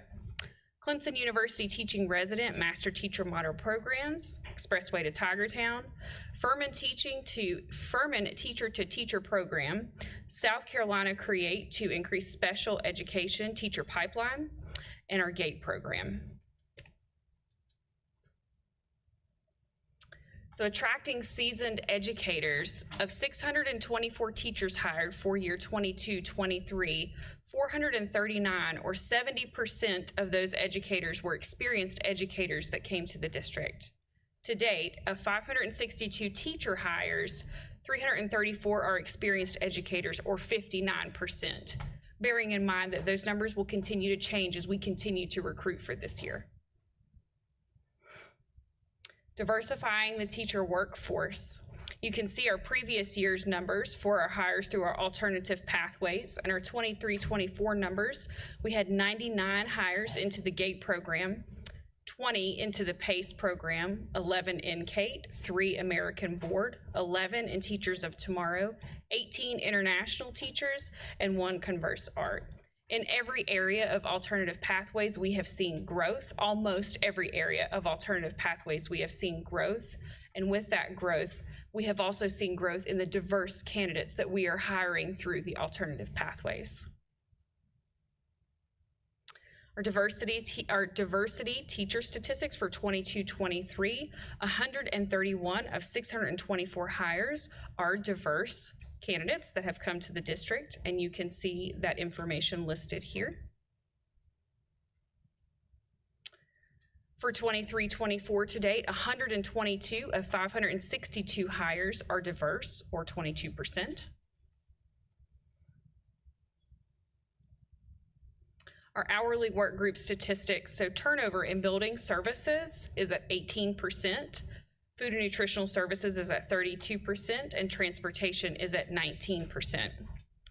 We talked about the open positions in these areas earlier, and at the time that we prepared this report, we discussed that building services was at 32 positions, food and nutritional services was at 47, and transportation was at 75. To update those numbers, building services is at 29 positions, food and nutritional services is at 34, and transportation is at 66.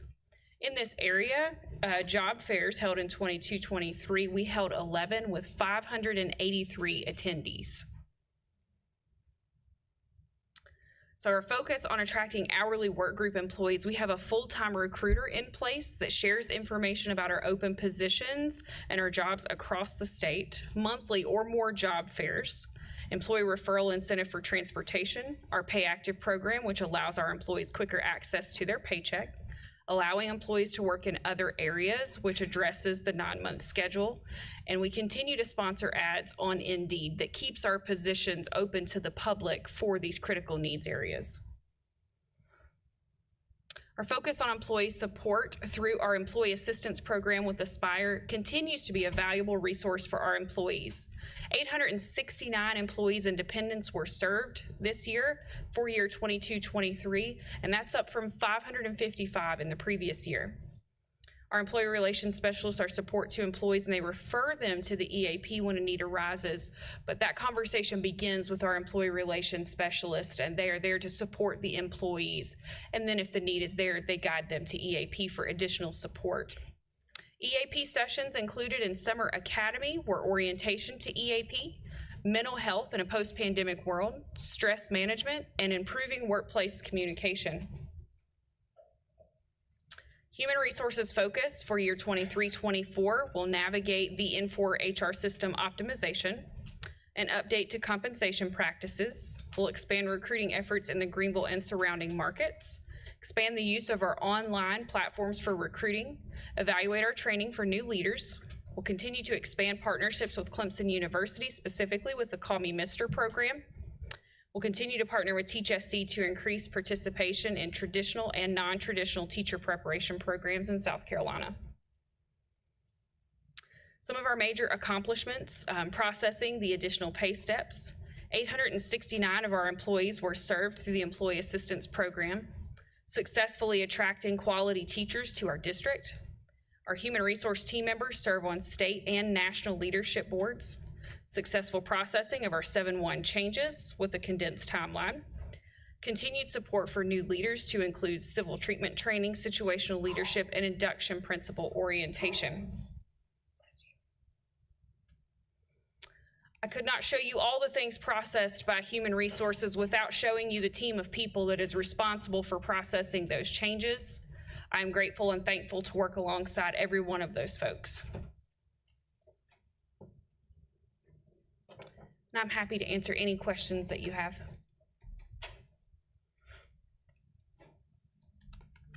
Thank you, Morgan. Ms. Doolin. Thank you. Thank you for this presentation also. I have a question about the employee referral incentive for transportation. Can you tell us about that? So we offer, if any candidate in the school district, principal and below, I believe, are offered a $1,000 incentive, and that incentive is paid out $250 after the 45th school day of working, another $250 after the 90th school day working, and then the additional $500 paid out at a full 180-day working. But it does go throughout the year. So if you're hired in December, the person that referred you would get their final payout the next December. We don't do it based on the school year calendar. We do it on a calendar year. So it goes throughout the whole entire year. Is that, how many referral incentives are you paying out? Last year was the most successful year we've had, and I want to say it's probably 10 or 11. You know, whereas previous years where we ran it, I think the most we ever had was 3 prior to that. We do have one person that's gotten 2 referrals and paid out $2,000 instead of $1,000. That's a lot of money to add to your check. Well, what about other programs? Has FANS considered a incentive, a referral incentive program? We have been told at this point that that's not an option, but we would be happy to consider it. Who exactly told you that? That was old. That was very old guidance. So that was the old CFO. So at this point, we would love to, if you guys would see fit. So for transportation, does the incentive come from your overall budget? Or I believe it comes from the overall transportation employee budget. They're funding that out of the portion that's unused. And a point of clarification, it's only for bus drivers. It's not for bus aides. The bus aide can get the incentive, but we don't pay out to refer a bus aide, just a bus driver. Does that make sense? Okay. It does. So maybe Dr. Royster would know about. I'm sorry, I missed your question. You did. Talking to Mr. Davey and Dr. Ward.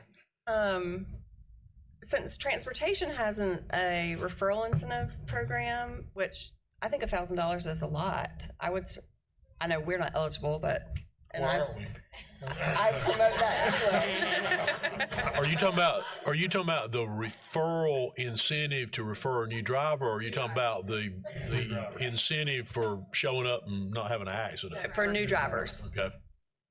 So if that has brought in 10, he said about 10 or 11 referrals this year, I wonder if that would also be effective in FANS.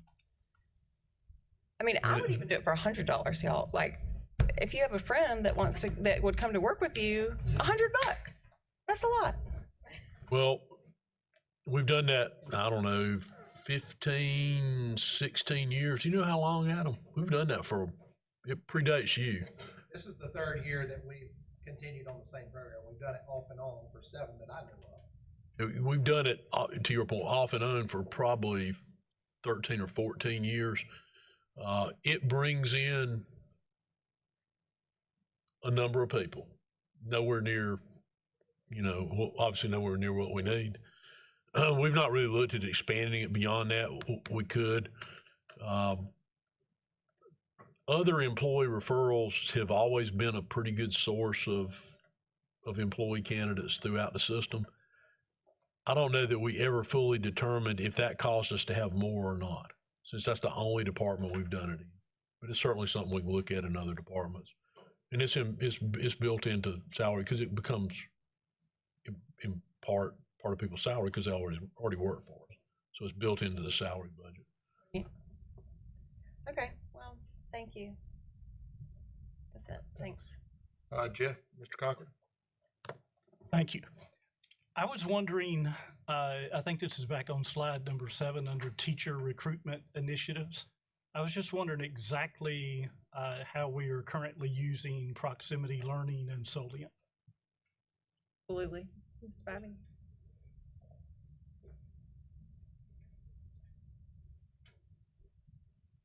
They are available to us when we need them, but we don't currently have any proximity teachers right now. Thank you. Dr. Stiles.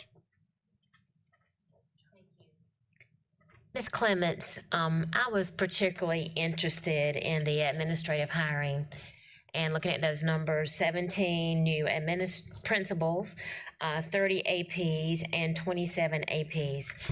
And I was wondering about the trends. Is that an increase from the past or approximately the same? Do you have any information on that?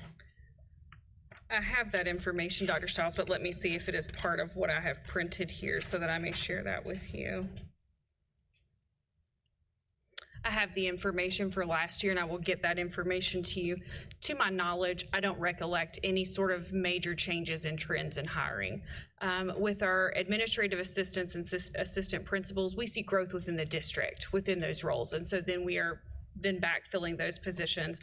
And additionally, with some of our principals, they have grown into district roles or other positions within Greenville County Schools. So to my recollection of what the numbers were, nothing stood out to me as a trend or a negative trend in any sort of direction. fairly average. Thank you. I would like to request some information on that. And I would like to know how many of the new hires are related to, principals who are retiring. So they're new hires due to retirement. I'd like a little bit of information on that. And I would appreciate that very much. Also, I had a question for Mr. Urban in regard to food service with fans having the highest turnover, 32%. And being a school principal and, working with cafeteria staff, that surprises me a little bit. So some of my questions are this, because I'm concerned about that. And I know that it's important as a school leader to make sure that our food staff is treated as a member of the school team.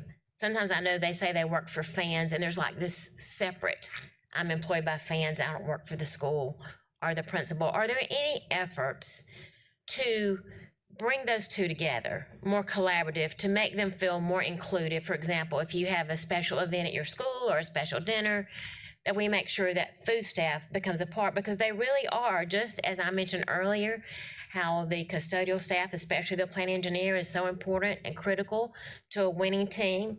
This is also true for food staff, because they are messengers in the community.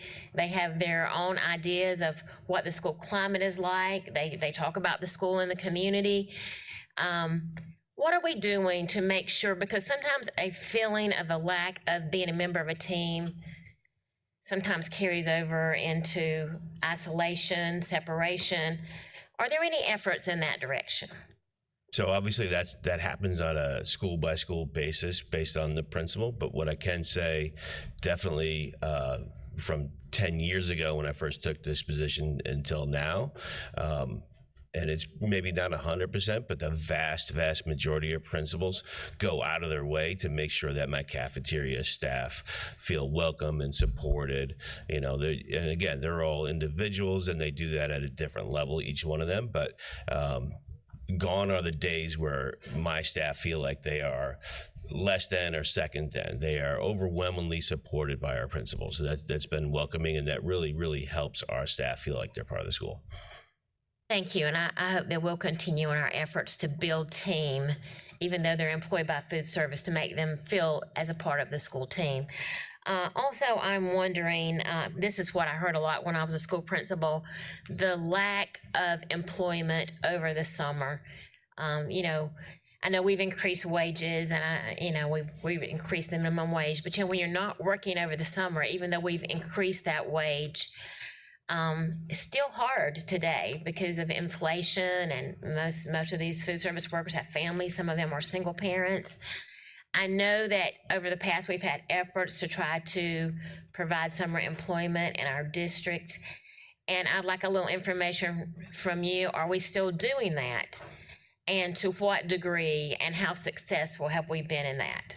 Can you speak to that? Yeah, sure. I can speak. For the last 3 years, there's been a significant number of schools participating in summer school sessions, obviously because of COVID. So we have, over the summer, last 3 summers, employed everybody who wanted to work it during the summer.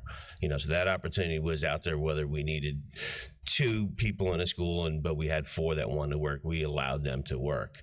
Now, during a normal non-COVID situation, and my understanding is next year we'll be back to pre-COVID summer schools, which will maybe be 20 schools. There's a limited amount of opportunities for cafeteria staff at that point. However, we do work with building services, and a lot of our staff will go to work with them through the summer. Sometimes we lose them over that summer because they realize they can work 12 months and 40 hours. So that's part of our turnover, is people going to building services. So we give them as many opportunities as we're able to. And, as we move forward, there'll be less opportunities this coming summer than there were these past 3 summers. Also have, as a follow-up to that, Joe's talking specifically about summer employment with fans. We hire temporary workers, summer workers, maintenance. And I think Colonel Carlin stepped out. We've actually got power out at 2 different locations. But I know for the last 2, maybe more summers than that, Philip, 3, 4 summers, we have not been able to fill all those temporary summer jobs. So we have some employment opportunities out there that we have. To Joe's point, he he employed everybody that wanted to work in the summer. We have some employees in those positions that they do not want to work during the summer or don't want to do maybe the jobs that we have, job opportunities we have during the summer. And I think, Joe, you're probably the only department in the district where you have a number of people that are not working 37 and a half hours a week. That's correct. I would say, the majority of them are working 30 hours a week instead of 37 hours. So at the manager level and up is where the 37 hours will apply. So there's probably 450 or 500 of my employees that are 30-hour-a-week employees. When there's opportunities for us based on school volume, we extend some additional hours to them. But the basic rate for a cafeteria operator is 30 hours a week. And so it also becomes a lure to go to. You mentioned going to building services, which is building services 40 hours. Yeah. Our custodians and maintenance people are 40 hours a week. And even to go to transportation would also be a bump in time and money. So there is also this internal competition for food and nutrition services employees. And we also have a significant external competition with the local restaurants in the community who will give them 168 hours a week if they're willing to work 168 hours at a significantly higher pay. So, people come to work for us for a variety of reasons. A lot of them do come to work with us so they can be off in the summer, so they don't have to work more than 30 hours a week. Some come to us for stopgaps until they can find something with significantly more hours or pay. So the turnover rate, it does, when you look at it on paper, it seems high, but it's national average. It's lower than the restaurant industry, both here in our community and nationally as well. Thank you for mentioning that. And is that consistent, pretty consistent over time, the 32%? Is that, do you have trend data on that? Is that pretty much consistent? Percentage. 25 to 30%. Thank you. And my last question, has there been any consideration into pulling a group of employees, like a study group, to just throw out that questions, what can we do as a district to improve retention? What are some things that would encourage you to stay within the food service department? Have you done any work like that? We're always inquiring with our staff, and overwhelmingly the answer is $40 an hour and 50 hours a week. So okay. I think we can, you guys and the administration continues to help elevate our hourly wage, which keeps us as competitive as possible. But it's hard work. It's hard work, and it's not a lot of hours. So it's a difficult position to fill and keep. Thank you very much. Appreciate your time. This is Nancy. I'll extend without objection for 15 minutes. Mrs. Morrison Fair. Thank you, Mrs. Sellers. I have two questions. Could you shed some detail on the South Carolina student loan forgiveness and also the public service loan forgiveness? What's the process? I'm not sure of everybody I'm not sure that all employees know about this, so could you shed some light on that, please? Or so those loan forgiveness programs are dependent upon geographic area of the school, critical needs area of the school. As far as the specifics of how the loans are, how our employees apply information that they receive information through the district and information that is put out by the state of South Carolina. I will need to gather additional information for you, ma'am, and send that to you because I want to make sure that I have the details of every part of that process and how the loans are applied. So if I may, I will get that information and get it back to you. Yes, ma'am. Thank you. Mrs. Goodwill-Caldwell. Thank you for this part of the presentation. Also, I have one question for the bus drivers. Do the bus driver candidates have to already have their CDLs in order to work for us? No, ma'am. We have a training department, and we can train and test in our facilities. The only thing they do at the DMV is get their permit and get their license. Okay, We do everything else. So we do everything else. Thank you. That's what I needed to know. Thank you. Mosley. Thank you, Mr. Sailors. I have two unrelated questions. The first, all the way back on, the beginning slides where it talked about your actions completed. I think it's, I don't even know what slide it is. Tell me more, the COVID leave form request, it says we processed 3,200. Is this something that's like phasing out with the ESSER funding? Is that, I guess I should know this, but I'm just. When you all approved it, we presented it, each year that we presented that, we presented it with an expiration of the end of August. Okay. So it would be covered until your board meeting. This year, we're not, and I believe we've already said that, but as a reminder, we're not recommending extending that.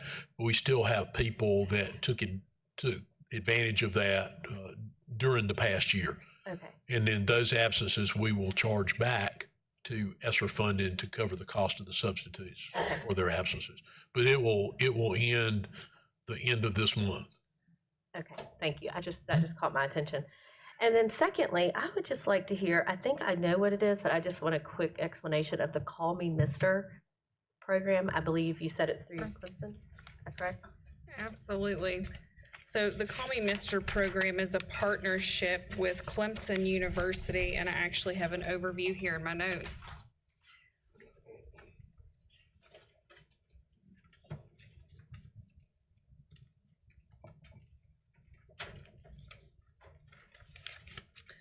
So the mission of the Call Me Mr. program, and the acronym is for Mentors Instructing Students Towards Effective Role Models, is an initiative to increase the pool of available teachers from a broader, more diverse background, particularly among the state's lowest performing elementary schools. Student participants are largely selected from among underserved socioeconomic disadvantaged and educationally at-risk communities. And so it's a partnership with Clemson, and Mr. Dendy is here with us today, who actually has gone through the Call Me Mr. program. He's reaching out to Clemson, he and Miss Spivey, to further that relationship so that we can have those folks from Clemson University come in to speak to our students. And so that is something that we're currently working on with Clemson, and that's on the horizon, and hopefully will be on the agenda at sometime very soon. Okay. Thank you so much. That's all I had. Thank you. Ms. Middleton. A couple of quick questions. Do you have any benefits for veterans? So for veterans, it is the same benefits that would be for any employee that applies to the district, benefits that are applicable to all team members. We are contacted by veteran service groups that will contact us about placement for information for veterans, of which we make sure that we give them information on what open positions we have and communicate as veterans want to come and work in our district. We certainly want to have those folks here with us. That's good.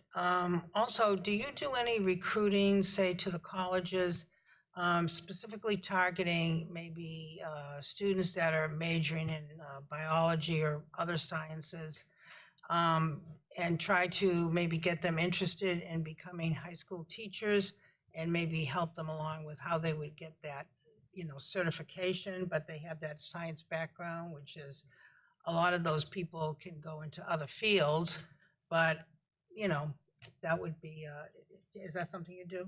Absolutely. So our alternative pathways program, and let me try to get back to that slide.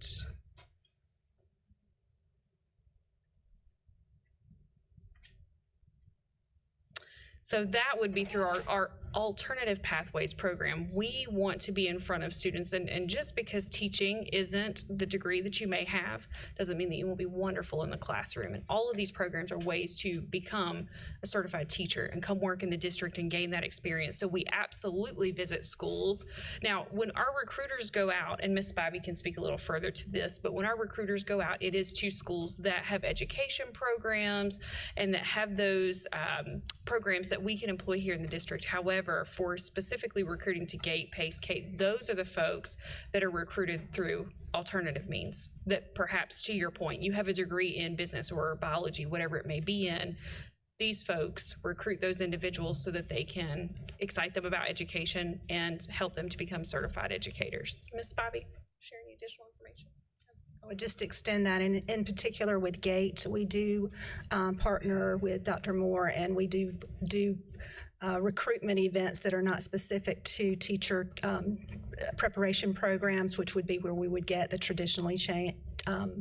train folks, teachers into our teaching classrooms, but with our alternative certifications, specifically our in-district one, we do also look at other opportunities to network. We also advertise differently to encourage folks into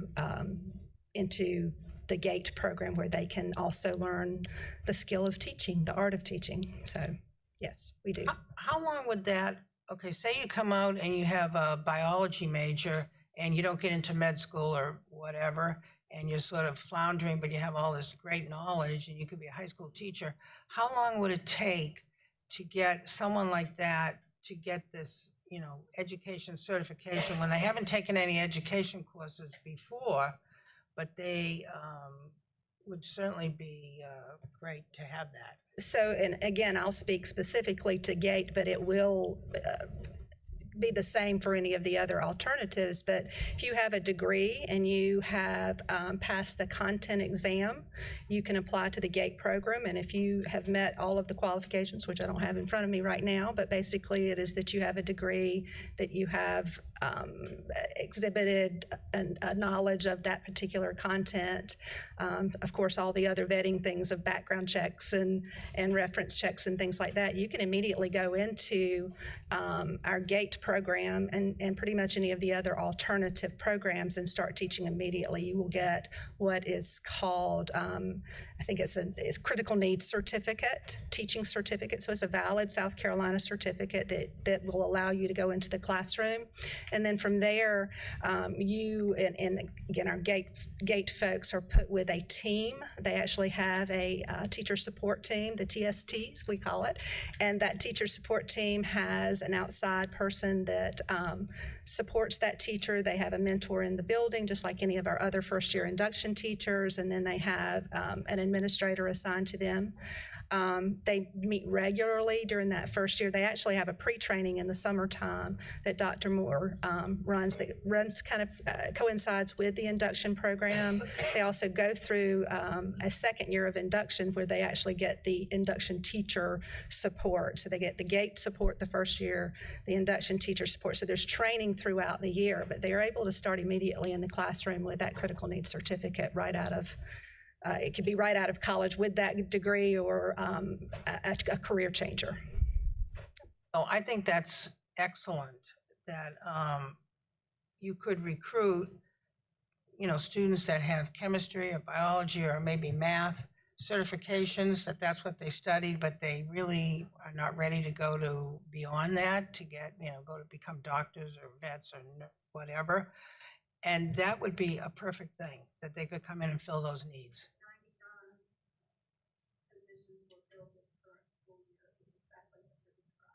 Perfect. That's up from 70 in the previous year. I do know people that do flounder, you know, with degrees like that, and they're just not ready to go to school any further, and really would be great teachers. One other question, and this was on the maintenance. Do maintenance workers work through the summer? So they are full-time workers. They're not off in the summer. Okay. Thank you. Ma'am, Dr. Presley. Mr. Sailors, a quick question about, and this is umbrellaed a little bit under the prior presentation and this one, and before I go there, kudos to y'all for these numbers, for this output.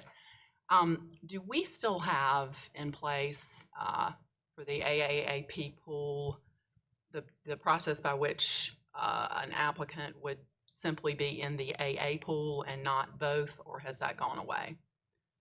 So it has not gone away. It is still the AAAP pool, and then placement is subject to experience, interviewing, all of those things, but the pool is still the AAAP pool. But are there some people only able to apply for AA positions and not AAAP positions?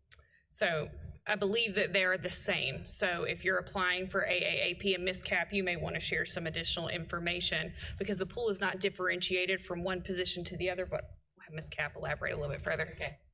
There was a time at least 8 years ago, okay, that was true, that you qualified to be considered to be an AA, but not an AP. That is no longer so. So it is one pool, and they all are prepared. Thank you. Thank you. Nancy, time? Okay, good. A couple of quick questions also, if I could ask. And maybe I missed it, and if I did, I apologize, but can you share with us how you recruit classroom aides, the retention rate, if at all possible? In other words, are we recruiting aides for the classroom to assist with special education or the services in a classroom? And how is the retention rate on that holding up? I'll get that retention number for you, sir. I do not have it. That information is put out on our website, shared in the schools, and there are times if we have an aide position, special aid to be specific, that we are having a little difficulty filling, we will post that position on Indeed, which not only is it's posted on the district website, but it's also posted to the public because, again, there are individuals that maybe haven't thought about education but have experiences and they would do great in the roles. So we will sponsor that position. In fact, we have one sponsored right now. So those are the ways that we are recruiting for those positions, sharing that information throughout the district, and then recruiting those individuals. But I will need to get you that retention number. I don't have that information.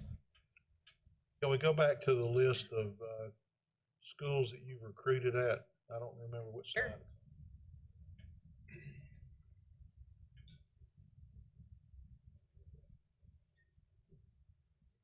Here we go.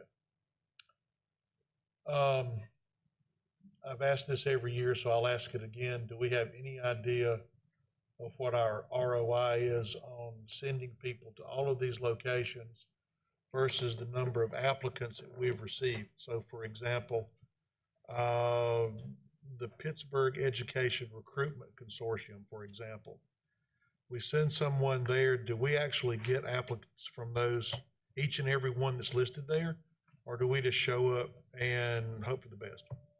So the answer to that question is we show up, we speak to individuals, we tell them about Greenville County Schools, we get them excited about why they want to teach here.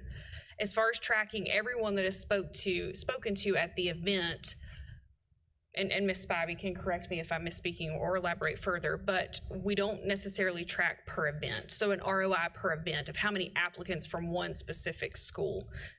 But what we do track is their contact information. Once we have that, our recruiters remain in touch. Hey, we spoke to you at this job fair event. We're really interested in you joining our team in Greenville County Schools. Where is your interest at? How can we help you get started? Our recruiters recruit teachers year-round, so it's not just a certain time of year that they're out traveling or speaking to these folks, and they stay in contact with them year-round. They want to know what's going on with them when they're graduating, all of those things, and so they build that rapport and relationship. An ROI, I think, a way for us to tell if that approach is successful, I think is just the continued success of being able to attract certified quality educators to Greenville County Schools. Ms. Bobby, would you like to share additional information? So I will add to that. So when you go to a teacher job fair or any kind of recruitment fair, it's very much like a trade show where you set up a booth and you have folks that stop by your booth and you collect that information. So at those teacher job fairs, we collect resumes. So we will have a resume for everybody that visits us at the job fair. Then what we do from there depends on the setup of the actual job fair while we're there.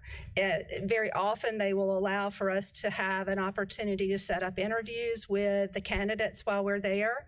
And so we certainly do that based on critical need, the slots available and things like that. So if we meet 100 candidates, but we only have 20 slots, we're very selective in terms of our interview time, which is a very brief interview, but it's still something that we bring back to the district. And so we would then say if we're looking for special ed teachers in particular, any special ed teacher that comes to our particular booth, we're certainly going to set up an interview with them. Math teachers, science teachers, and so forth and so on. If we have extra slots, then we add in there that elementary and early childhood and make sure we interview those folks too. Local fairs, we're able to interview more folks than we are at out of state fairs, just because of the volume of folks that we can send to those job fairs. What we do at the afterwards is we follow up with every resume that we get. We actually send an email back out thanking them for attending the event, thanking them for stopping by our booth, and reminding them of the process of how you apply for jobs in Greenville County schools. So they not only get that at the fair, they also get a follow-up. And then as we have jobs posts, especially of those that we have interviewed, we go ahead and put them on sometimes we offer open contracts at the job fair, so we put them on the open contract list and make that available to our principals. Sometimes we do it on a highly recommended. Our elementary folks they like to be more involved in that process, but in terms of the hiring and so forth and so on, but we make sure that they have that availability. And then as we have jobs come available and we've interviewed folks that haven't gotten a job, we reach back out to those folks as well. So then the data collection piece that you're asking about on the new hires, that is in progress now. So each and every year, part of the survey that our teachers, new hires do, they put whether or not they attended our Shining Stars event or whether they met us at one of our recruitment fairs. So we do collect that data. Some of them have met us at 2 or 3 and they may only list 1. So we may have met somebody at Clemson but they came to Shining Stars, that they may only list Shining Stars. But there is a finite number of resumes and we follow up with each and every one of them. And I appreciate that, but please understand my concern. I'll use the Pittsburgh example just because my mind's eye went to that one. If we go to a function like that is that significantly far away from our home base for multiple years, and we have not secured an applicant or a teacher from those venues, we need to quit going. We do evaluate where we get our candidates And on. how many years do you do that? We look each and every year before we reschedule. So like PERC, the one that you have picked out, is actually a consortium of multiple universities. And so it, again, being a job fair, it's not quite as specific, but we do get that data. We do record that data. We evaluate that data, and that is how we determine what we add and what we take away. We also do that by virtue of how many we reach out to find out how many they have that will be attending the fair as well. And then one other quick thing. We've always prided ourselves as a district in being able to say that all of the classrooms and all of the instructional positions were filled on the first day of school, okay? But yet we still have schools that are out openly promoting the fact that they have vacancies. So you go on social media, you will see a number of schools with ads in social media, apply for a 5th grade position or apply for an English teacher's position. Dr. Royster or Morgan or someone, can you just remind us one more time about how we deal with filling those vacancies temporarily on the first day until they're filled permanently? That's my last question, so I'll not extend unless there's another question. Primarily, a couple of things come into play, maybe 3 of the primary strategies we use. One, we'll hire a certified substitute in the class. Second, we have all these ESSER-funded interventionists, particularly at the elementary level, some at the middle school level, a few at the high school level. We've pulled them and put them in front of regular classroom because we want to be able to say, to your point, on day one, that every student in every regular classroom in the district has a certified teacher in front of them. We do not stop advertising for those positions. The other thing that we've done, and this is most done at the high school level to a limited degree at the middle school level, and you can't really do it at the elementary level, we pay teachers to extend their school day.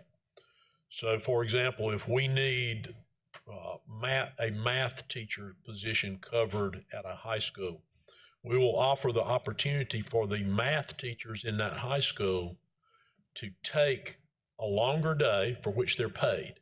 It's 21%, Stephanie, isn't that right? 1.21% of what they make. So you can get a 21% add to your salary. You're not giving up your planning period. We added to your day, and your planning period is now after regular school hours. That's a pretty common strategy. We really have no shortage of people that wish to do that because it's good extra money. But even in those cases, we're still going to advertise for that position. The other thing some of the high schools will do, because they're on the block now, they'll defer their vacancies to second semester. There's another group of potential hires that colleges produce at the end of their first semester. We also will have people move into the area during the year. So we want to continue to hire to the vacant positions. For one, we know we're going to need them next year, and if we can get them in the room this year by alleviating a substitute or perhaps not having to pay people extra second semester, we'll do that. So you'll almost always see ongoing vacancies. One related to what we talked about earlier, just our sheer size, we're going to have people leave all the time. But the ones we didn't fill with a teacher that we gave a teaching contract to, we're going to continue to try to fill them throughout the year, if for no other reason, to better position us for next year. Thank you for that clarification. Yes, sir. Are there any other questions? Hearing none, we'll move on to the next item of business and order, which is item 3.03, the report on summer trainings. Dr. Royster, do you have any opening comments?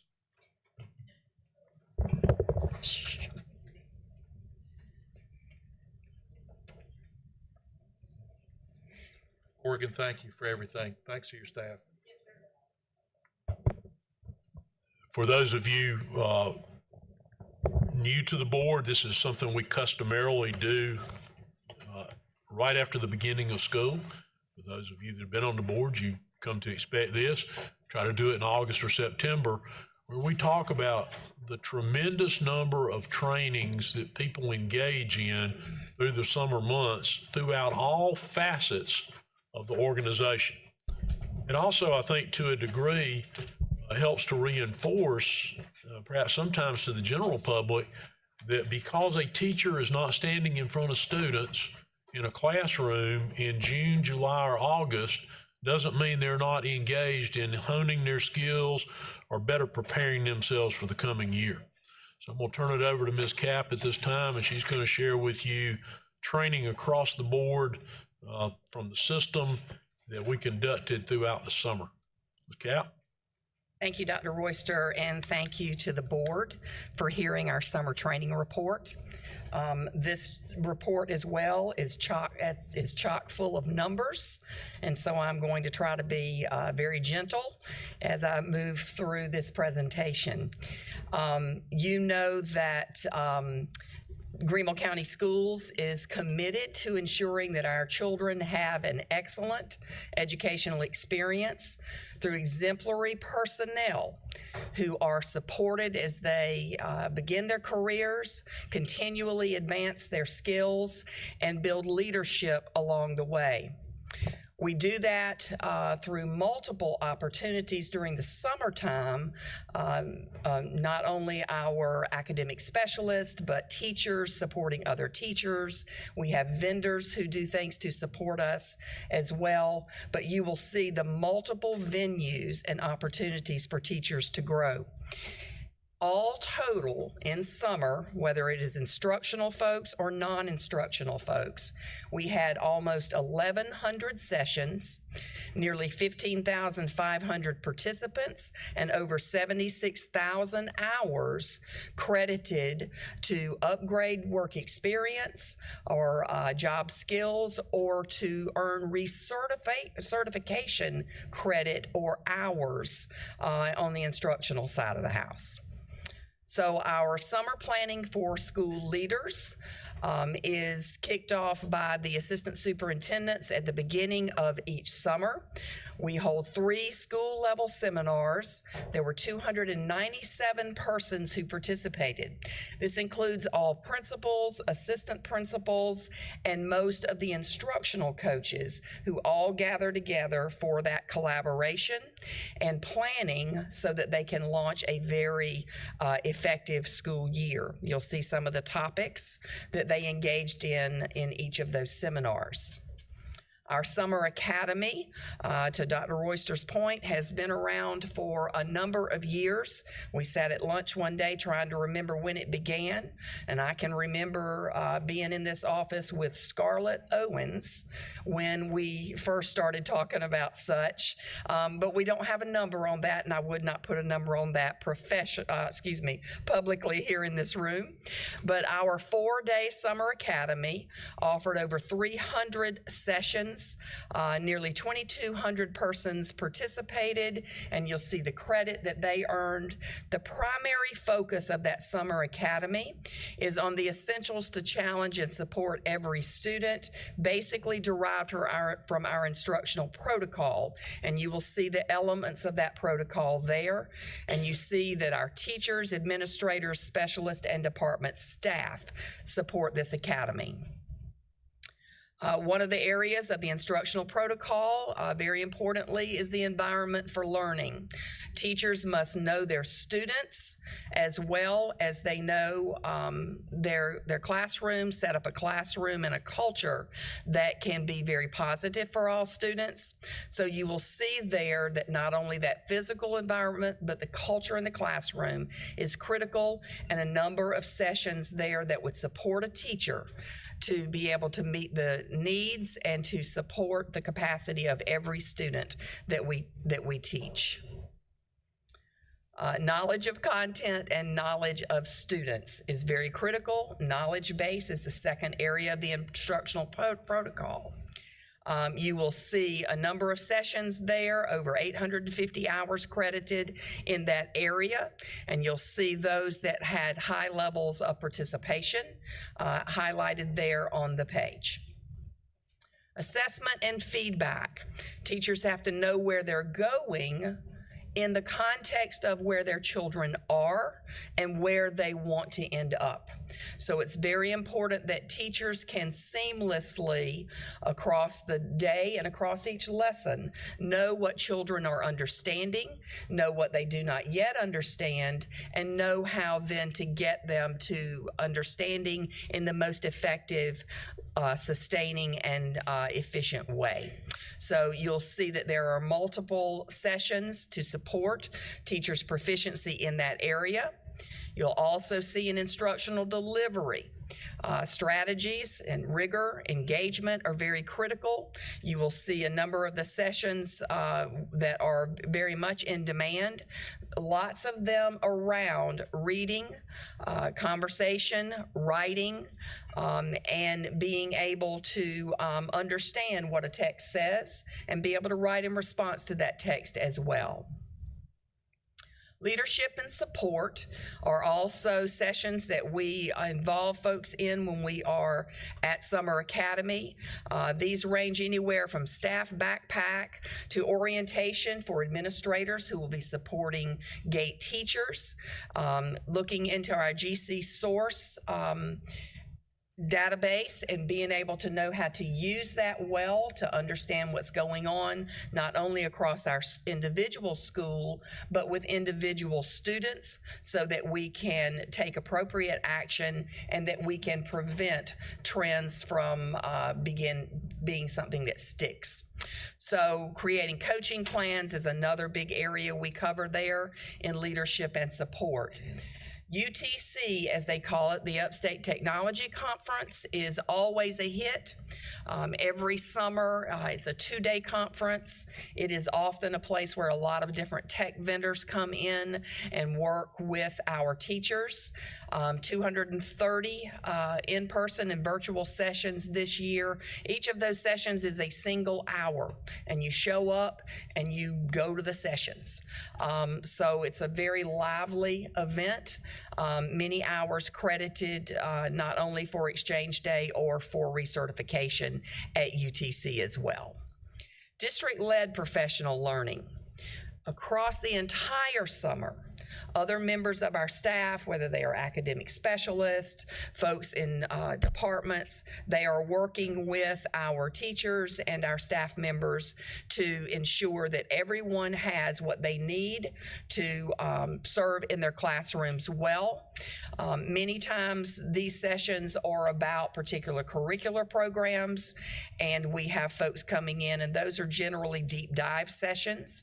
And our Recognizing at-Risk Students Poverty Simulation is also a very popular session each summer.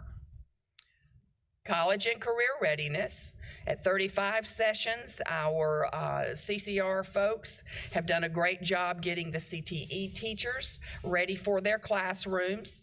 You'll see multiple programs that they put in place this summer to support those teachers.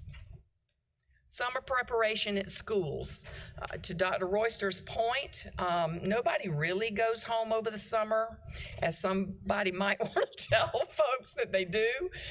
We actually are very much at our schools, whether it's the leadership team on site, school teachers working together to develop really strong units and lessons.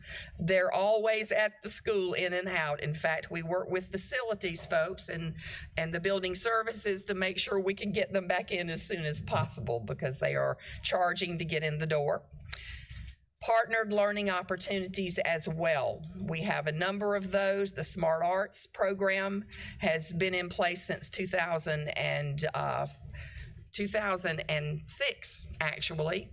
And so Smart Arts is there, Science Plus Institute as well. Folks apply for that program through a grant and are provided supplies. Clemson University continues its learning progression for STEM teachers. And this summer, the Buck Institute provided project-based learning training to a number of our participants as well.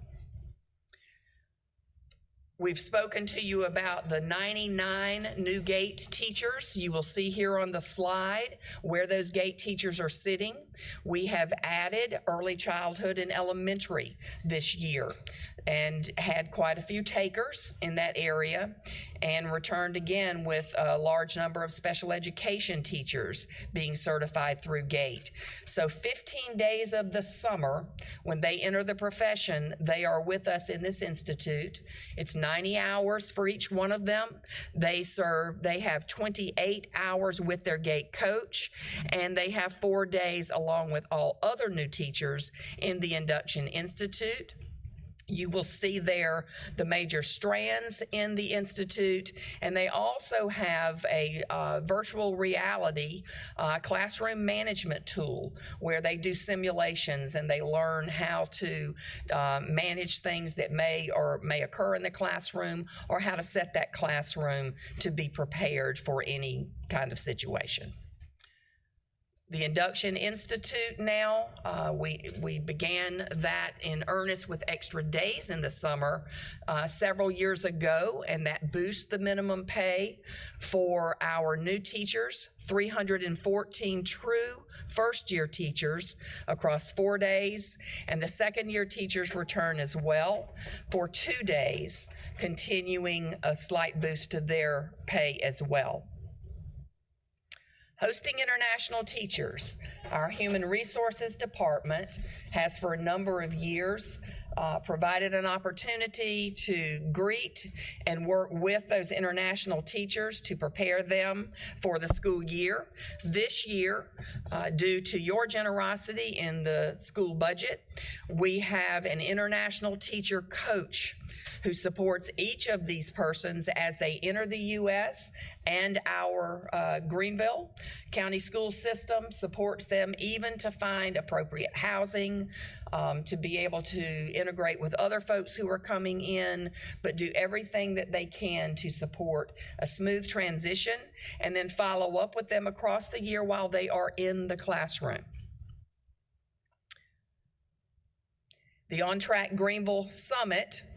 Each year, our On Track Greenville partners through the United Way gather together the faculties and staff of 6 On Track partnered schools.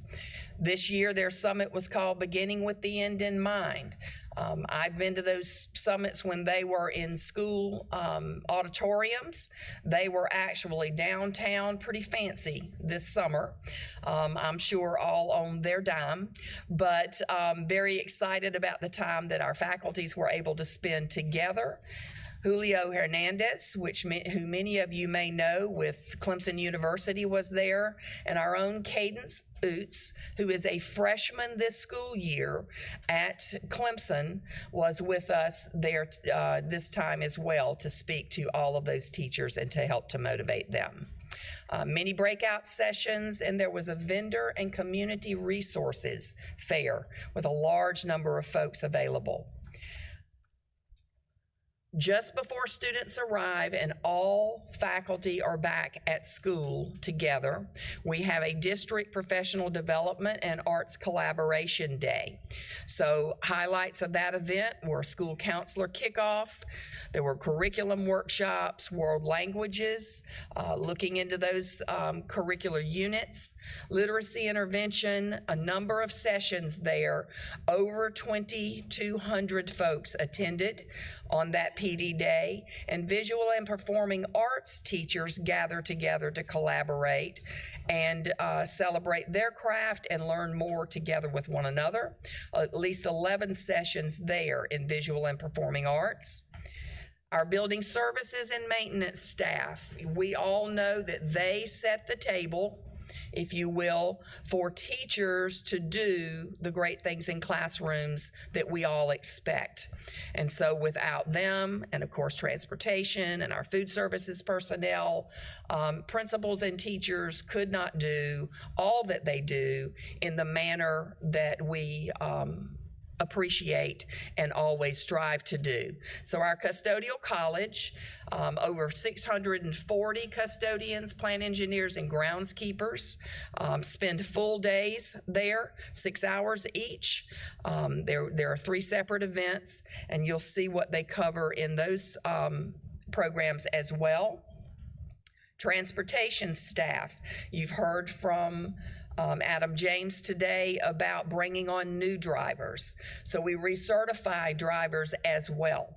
So many hours for drivers, aides, and subs, and then of course the CDL and bus driver training, also training of their coaches, and special needs transportation. There were 7 bus aides trained.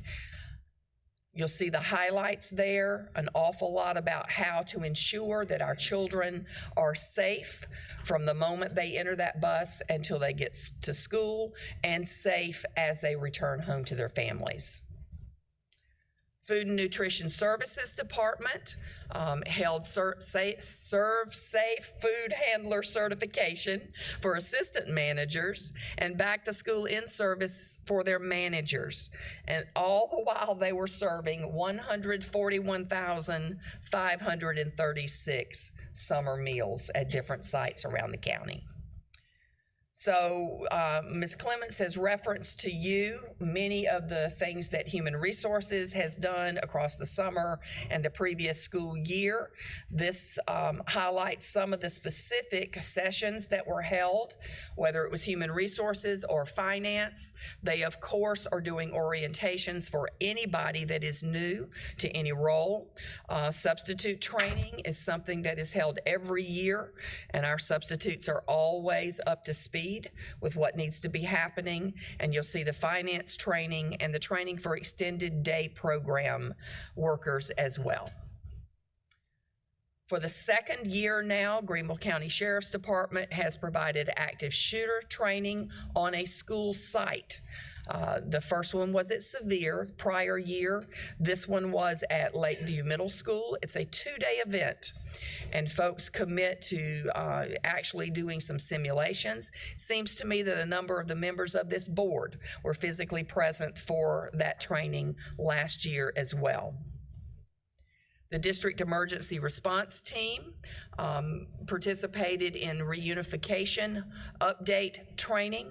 131 participants spent a full day at Brookwood Church in active shooter response protocols, different structures involved with that, their individual roles and teams, and we simulated a reunification process as well. I think we went through that simulation twice. They sort of upped the ante on the second one and made it a little more complicated. Leadership development continues no matter the employee level. South Carolina mentor training, adept pastee training, all of the folks who evaluate their peers, and of course the state's 4.0 training. Clemson Master Teacher launches each fall with residents that we host in our classrooms. And so all of those folks who are hosting residents go through training through Clemson. There's one graduate course and a summer institute. Our lead teachers who are aspiring to be instructional coaches or administrators start their training in the summer. We have 34 of them currently involved in this cohort. And we have renewed focus on professional learning communities. Our roughly 40 academic support services, support personnel are engaged directly with Solution Tree so that they can support principals and instructional coaches and assistant principals to guide and support PLCs in their buildings. Certainly coaching conversations for administrators as part of that evaluation process referenced above. And Daryl Nance, everybody calls him Coach Nance. Daryl Nance conducts every summer the National Leadership Training Program for Athletic Directors. It is a 5-day program, and you'll see 35 of the athletic directors were engaged in that program. We are beginning now the second cohort of our Impact Leadership GCS program for aspiring school administrators. We had 19 participants in cohort 1. They will be doing their internships this fall and through the spring, and will finish their degree and ed leadership certification in the summer.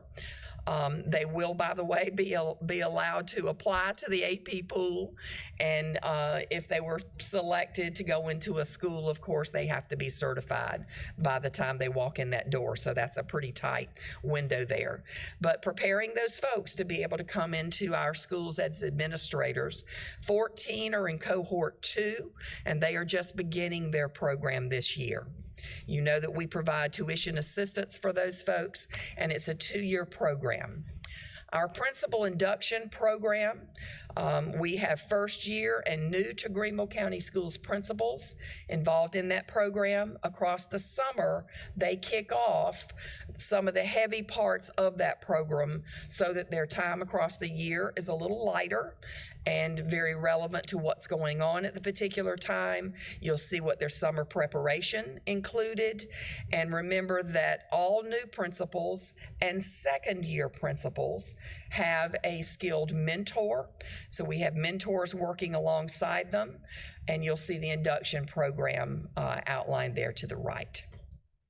Our Superintendent's Leadership Summit capped off the summer for us. Our theme, our hashtag, if you will, this year is Team Strong, Bring Your Best. So Team Strong, Bring Your Best essentially means know your strengths, know the strengths of your team, and tap into the strengths and experiences of others to make strong decisions and take productive action.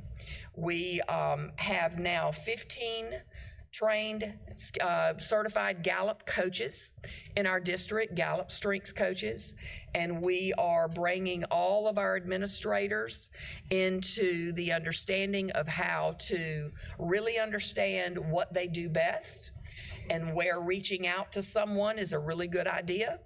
And so we will be taking that further with principals and their assistants across this school year, so that we are looking at the strengths in our employees, strengths in our teachers, all school staff, and leaning into those strengths, building on them to ensure that we are every day team strong, and that every day we're bringing our best and we are soliciting, finding, and building on our best. Thank you. Thank you, Karen. I'm okay. I'm good. Mrs. Mosley. Thank you, Karen. That was a lot of information, as you said. And I used to be a corporate trainer, so I'm extremely appreciative of Thank you. training efforts. So my question is just sort of a general one.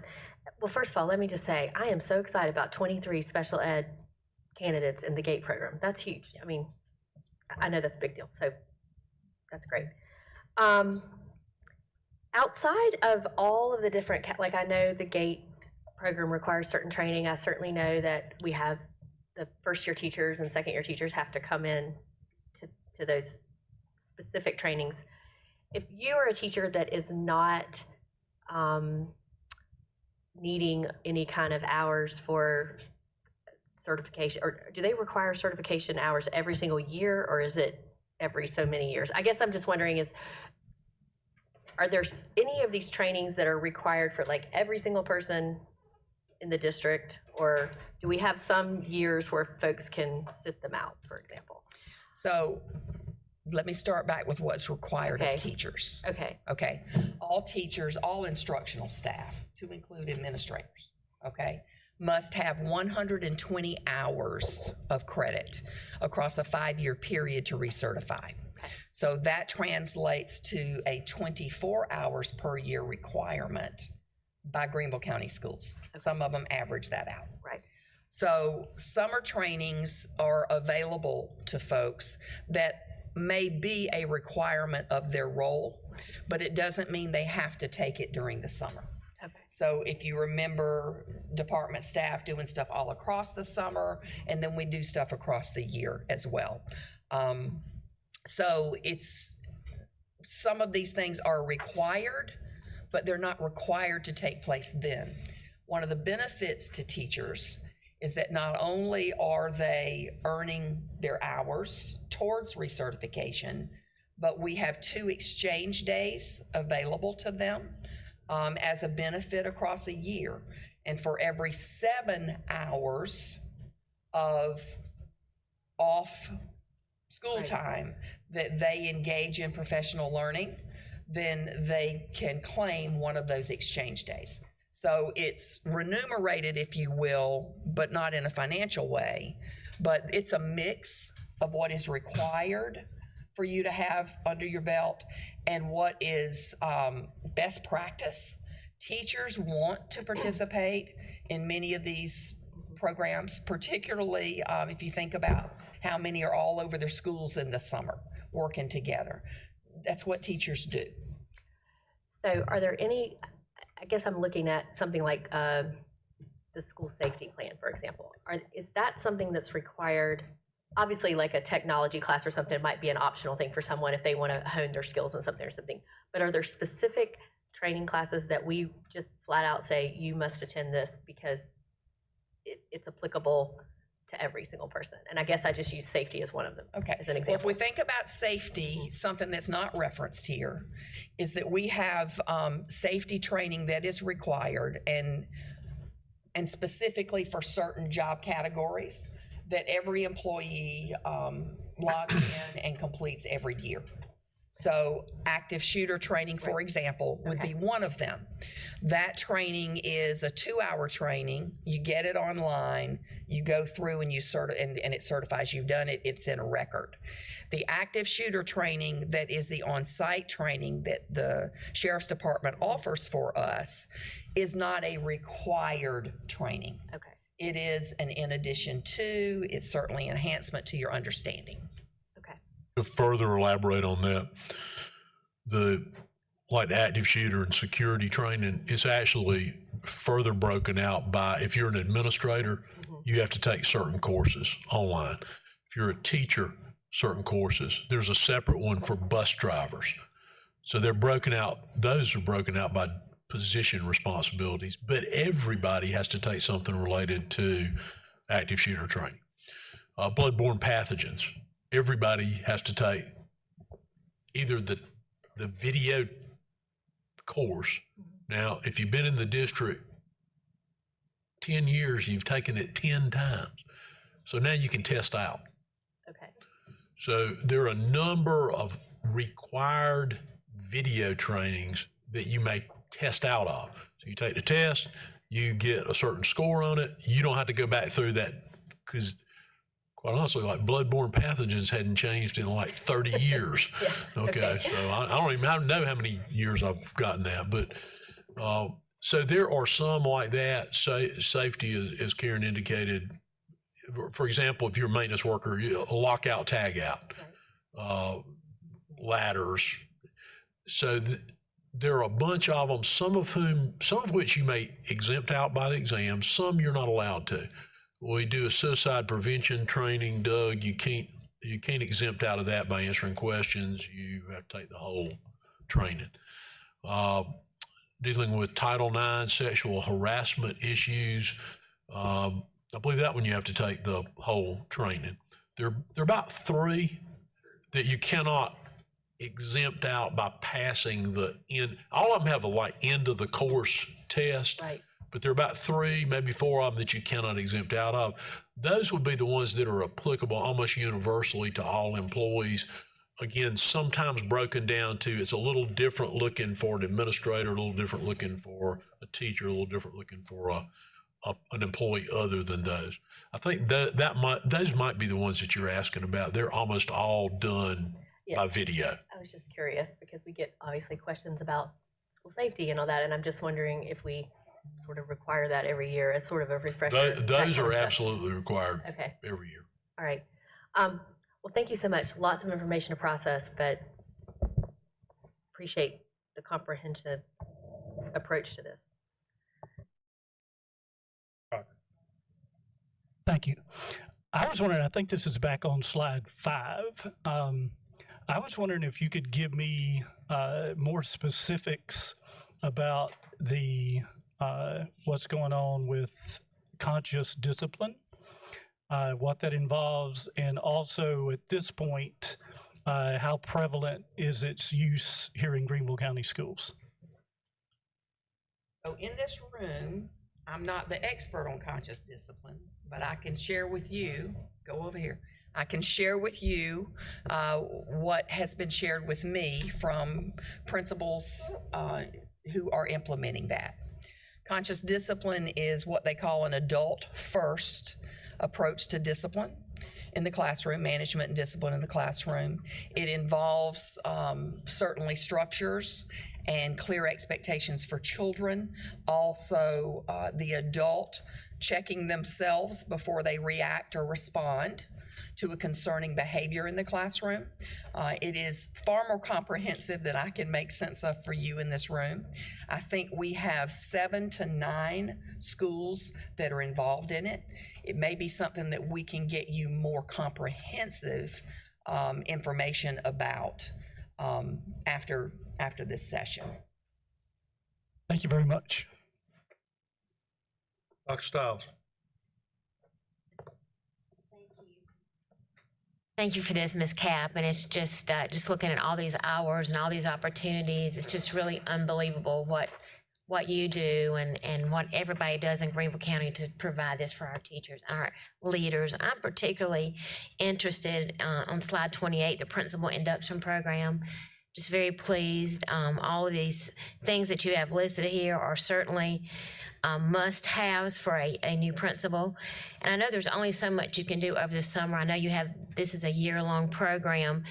And I'm just wondering, I'm thinking about, and maybe just doing a little analogy here, a new teacher, one of her greatest fears when she becomes a teacher is discipline in the classroom. How's she going to manage that?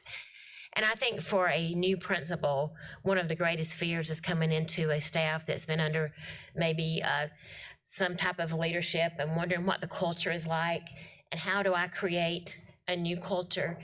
Is there any kind of culture building opportunity for induction principals that may come later in the year as training?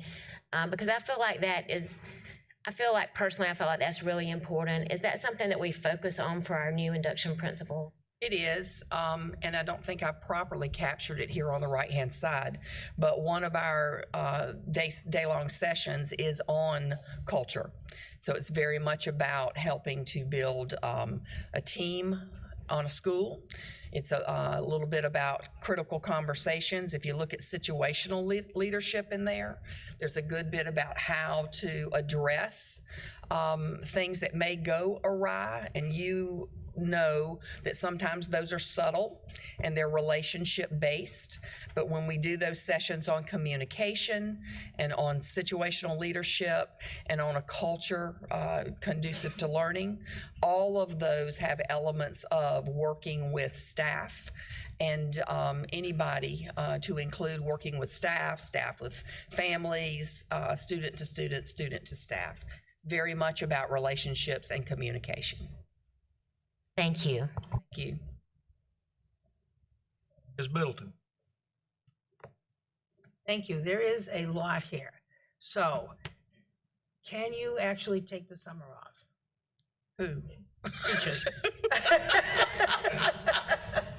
A teacher can choose to take the summer off. Okay, so that is Yes, an option. that All could right. happen. Okay. So I assume that there's like a catalog that the teachers would look through and say, I'm going to take this or take that, as long as they do 120 hours within 5 years to recertify. That's correct. Okay, so the required training that they have to take with bloodborne pathogens and whatever, is that part of that 120 hours? No, ma'am. The 120 hours That hurts. That's gotta hurt. Well, yes, but the 120 hours to recertify is about advancing your craft, okay? Enriching your skill, getting better at what meets the needs of students, aligned with district priorities, the priorities for student learning. Safety is part of your job. So that these are baseline things that you must know to be in the building and serve effectively in the building. So that's the reason that most of those are not credited towards that recertification. So it's very- And if they were, you could only count them once in 5 years. And here's an example. Even if you have to take it every year. That's right. In a 5-year interval, they can only be counted once. Right. It has to be something new. All that training has to be new or additional training. It can't be a repetition of previous. So the incentive to take it is that it's required. Yes. You don't get any extra time or money, like you Oh, get like a no. little extra period in there where you can take this stuff? Well, teachers are paid for 190 days. Students are in attendance 180 days. Some teachers will do it during those work days. They have 5 days leading up to school starting, 2 of which are in service, 3 are work days. They can do it during that time. They can actually do it because they have, I don't remember what the deadline is. Philip, do you remember what is it? All right, so they have until September 30th. So there might be somebody sitting there on their planning time right now doing one of those videos. Some people do it at home. It just varies. They can do it during the day if they have time to do it. They can do it during those lead-up days. They can do it at night, on the weekend. It's up to them, as long as they get it done by September the 30th. And if they don't get it done? Danger their employment if they were not to get it done. So some of these courses that are like to be a principal or an assistant principal, would those count towards the 120 hours? Yes, as would attending, people attend conferences, whether they're a teacher or assistant principal, whatever, as long as you bring back the proof of what you attended, the agenda, the items that were discussed, the sessions that you went to, that can count too. It doesn't have to be, in the old days, you had to go take 2 3-hour graduate level courses in a 5-year period. Now there's almost unlimited ways to get the equivalent of what 6 hours of graduate credit used to be. So how many hours, Karen? 120? 120. But to get that 120, you could have gone to 120 hours worth of conference sessions in a 5-year period of time. So with all these different things, the incentive is basically to do these hours. That's pretty much the incentive. Are there a lot of people that actually do it just for interest? Well, one, we would hope that their primary incentive is to become better at their job. And that's a reason a lot of people go to the training. Their other incentive would be, if they're a teacher, to help to maintain their teaching certificate by meeting that 120 hours every 5-year requirement. At the most base level, you got to do those others to keep your employment. But some of those are extremely well. I can tell you, you can go to the end and take the test on all but 3 or 4 of them. No one would do that. Yes, everyone should do that. If you can pass the test, you know the material. You don't need to, unless you just feel unsure of yourself, you don't need to go through and take that whole test again. Like I said, if you've taken that bloodborne pathogens and paid attention the first time or two, you should be able to pass that test from now on. It's pretty straightforward. The precautions, the universal precautions are pretty simple. Yeah, we encourage people. That's why we set it up that way. So we don't take any more of their time than necessary for them to be able to demonstrate they know the things they need to know in those important areas. Is there any fees involved for the teachers? No, no. Not for any of these things we listed that we do. Now, obviously, if they go take a graduate course, that might or might not be covered by us. Some of them that were listed as examples would be covered by us, but they may be working on some kind of master's degree or something that they're paying for out of their pocket, or they loan, or some scholarship to attend it, and that'd be on them. And that could also count towards the, Hang on a second. Are you almost done? Yes. Okay, go ahead. Yes, that would count. Okay, thank you. Okay. Any other questions? Okay, then that concludes item 3.3. Thank you, Karen. Appreciate it. Thank you. Thank you, Dr. Ross. Our next item of business in order is item 3.04, the revision of policy JGI, child abuse and child neglect. Dr. Royster? Thank you, Mr. Sellers. Mr. Webb has a revision of policy before you, really simply to align our policy in greater details of specifics with the state law and regulations that change from time to time. Mr. Webb, did you have some particular note you wanted to make? Sure, just pretty quickly. You know, obviously, reporting child abuse, child neglect as mandatory reporters for all employees, that is in our policy, goes above and beyond really what state law is. And so this sort of ensures compliance with that, but is above and beyond, because it's such an important responsibility for the school district to undertake.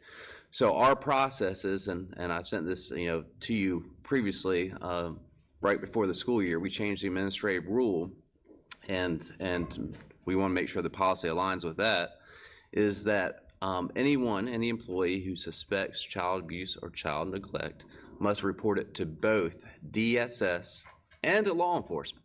So there's a process for that dual notification. State law is written a little uniquely, in the sense that the law says that if a mandatory reporter suspects that the abuse could possibly have come from someone other than the parent or guardian, then that mandatory reporter should contact law enforcement, not DSS. Well, the problem with that is our employees often do not know where the origin of the abuse or neglect came from. They might see bruises or something of that nature, and they don't know who might have caused it. So to err on the side of caution, abundance of caution, we have this dual notification requirement that we're putting in place to ensure compliance, ensure the best interest of the students, and to make sure we have a very solid path forward on notification. Okay, In order for us to discuss, we need a motion. There's a recommended motion presented by the administration. Is there a maker? I move to approve the revisions to board policy JGI as presented. I have a motion made by Mrs. Doolin and seconded by Mrs. Venice Wells. Is there any questions or discussion? Mrs. Bush? I don't have any questions, but I do want to say thank you to Dr. Royster, thank you to Mr. Webb. If there is any place that, I know that we are famous for going above and beyond in this, what is required in many areas by the state, but if there is any area that is more important than this, is looking after our most precious and most vulnerable. And so I am just very, very thankful and wanted to thank you for updating this policy to make it clear for those teachers and administrators that have so much, as we've heard all throughout this morning, have so much on their plate, the direction that they should take should they even suspect that a child is being abused or being neglected. So thank you very much. Sure. Thank you. Any other questions or comments? Hearing none, the motion on the floor has been properly made and seconded. All those in favor of the motion as stated, please say aye. Aye. All opposed? Motion carries. Thank you very much. Madam Chairman, that concludes the administration's portion of this day's agenda, and I'd like to note for the record 1 minute early. Thank you. Thank you so much, Mr. Sailors. Our next item on the agenda is Building and Grounds. Ms. Morrison Fair will serve as the chair of the Building and Grounds section. Ms. Morrison Fair, I will turn the floor over to you. Thank you so much, Dr. Stiles and Mr. Sellers. I'll try to live up to your expectation. We have 2 items under Buildings and Grounds. You were sent your packets, so they were online. And the facility project report, I hope we had a chance to look over that. Dr. Royster, would you like to say anything before I turn it over to Mr. Carlin? I don't think there's any particular item of note on the facilities project update. Be glad to answer any questions board members might have regarding that. All right. Mr. Carlin, is he here? He's right there. All right. There. Yes, ma'am. He came back in. I moved seats today. All right then. Any questions, colleagues? All right. Carlin, I keep hearing that the air conditioning system or something hasn't come in for the Eastside High School weight room. Are we still waiting on that? I haven't heard an update. Sorry, I keep forgetting to ask. No, ma'am, and that's a good question. We did receive, well, let me back up and say, with these last weight room projects that we are completing, we've had some pretty significant supply chain issues with them. Yes. We have gotten the HVAC units for all, but I think Greenville at this point, and we anticipate having our inspection with Office of School Facilities for Eastside on the 22nd of this month. Which means it will be able to be used. Correct. Okay. They'll be able to start moving their equipment in and all the stuff. It's been ready for a Tina wants to while. do. It just hasn't been air Oh, conditioned. yeah. I mean, Okay. it's been sitting idle until Right. we could get the HVAC unit. We need that to be able to put in the interior finishes, Yes. so it's in a climatized environment. Okay, so when you're saying the inspection, that just means everything's done and ready? Yeah, as long as we get occupancy on the 22nd, then we'll be able to tell them, go ahead and start moving your. Wait, 22nd of equipment in. August? Yes. Oh, correct. okay, I had to think about what day it was. Okay. Yes, ma'am. Thank you. Thank you. Colonel, let me clarify that too. Because one thing you said in there really important. Before they can put particularly floor covering down, they got to bring that material in there and acclimatize it to the temperature in the building, which means they need to get that HVAC up and running. We could get a CO without having the floor covering down. So we might get a CO on the 22nd, but it'd be a conditional occupancy. We may not be able to go right in there on the 23rd with athletes. And the last conversation I had with Miss Bishop was that they planned on moving the weight equipment in, I think, the second week of September, something like that.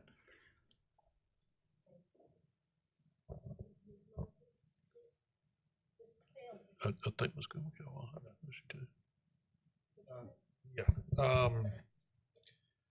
Colonel, got a quick question for you related to all of the new projects and I'm piggybacking off Mrs. Mosley's question, if I could, related to supply chain. With regard, you've got contract, Fenoy, Matrix, and then you've also got some HVAC roof replacement projects at 3 different locations, including MT Anderson. Are these contractors buying material far enough in advance to help mitigate the supply chain issues? That's a good question. It seems to be less of a problem with the bigger projects. It's some of the smaller projects where they're having trouble getting their material. But I'm not aware of any of the, say, the summer HVAC or the addition projects right now that nobody's forecasting real concerns. Okay, because I know of at least 4 school district projects across the state that wanted to open for August of this year that are having to defer to December because the AC units are not there. And that's, so it's compounding, and I just want to make sure that if we find ourselves in that position, we'd be better to know earlier rather than later. So that Yes, answers sir. that question. Then you've got roofing projects in 3 different locations that are noted. We're replacing what material with what material? So at Armstrong, MT, and Greer, it's some, I believe it's some form of built-up roof. I didn't do it. Mine's coming.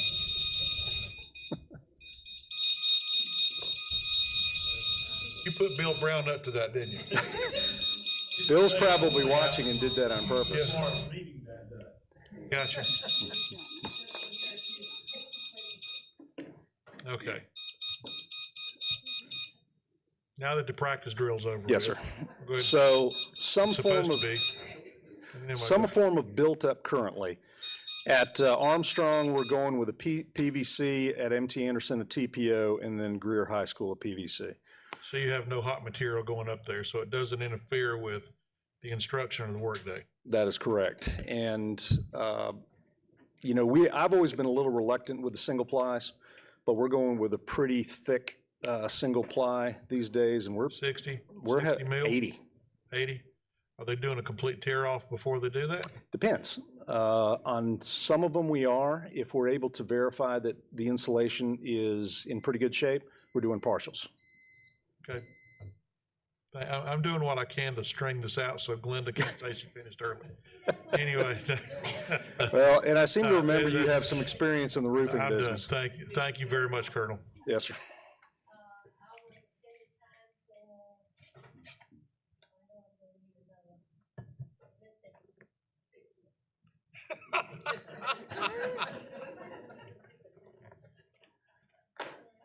All right, Ms. Goodwin Caldwell.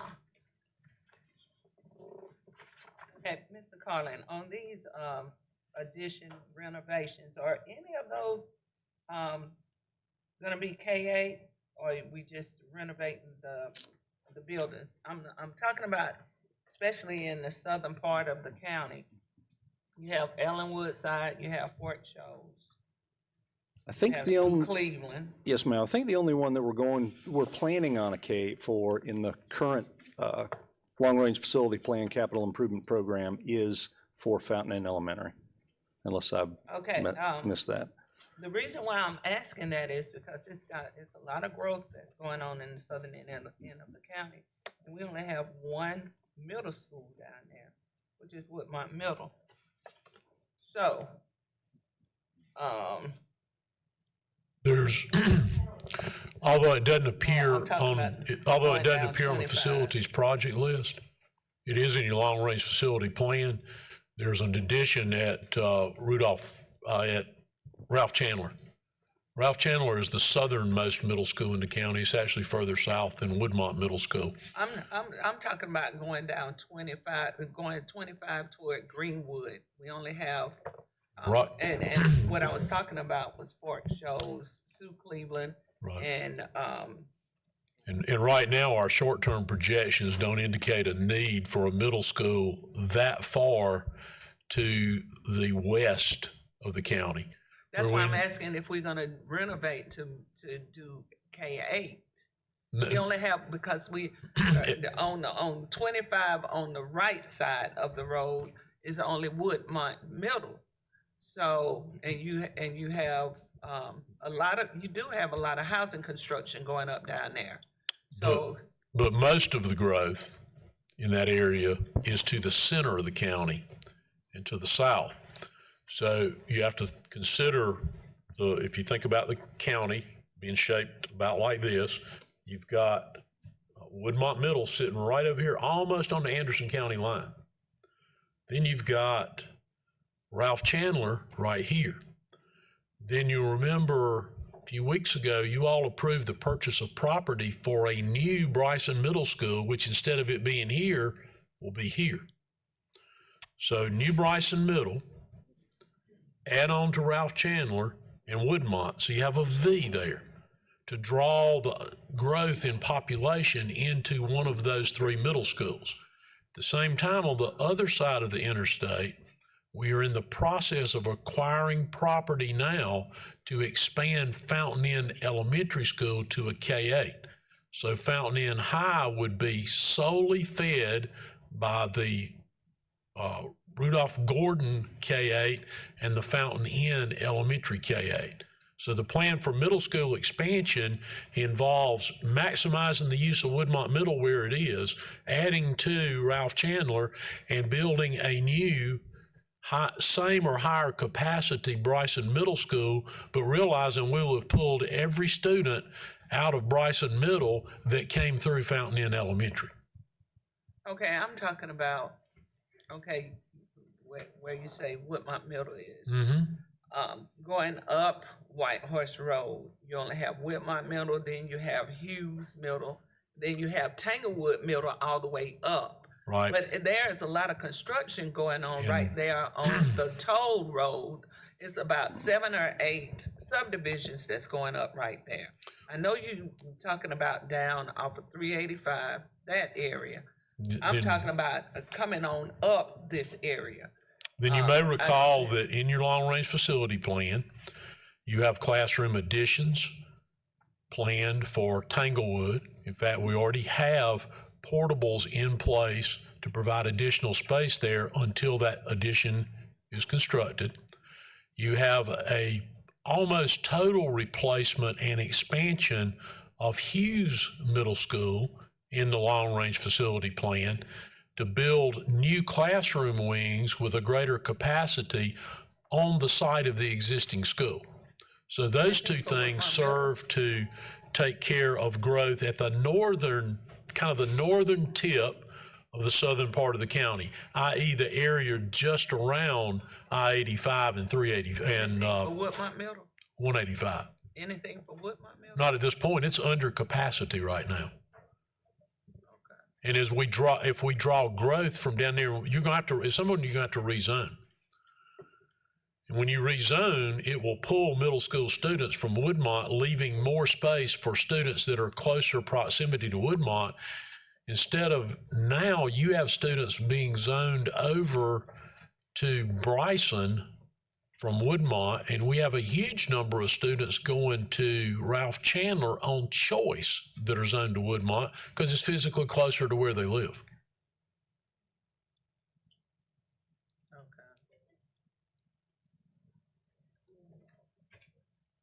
I'm through right now, but I've got some more questions later. Okay, yeah. I wouldn't ask her, we'll got plenty of time. No.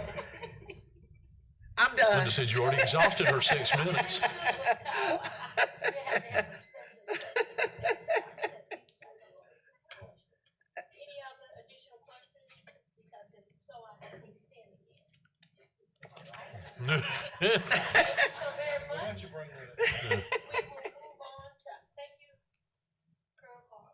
Yes, ma'am. We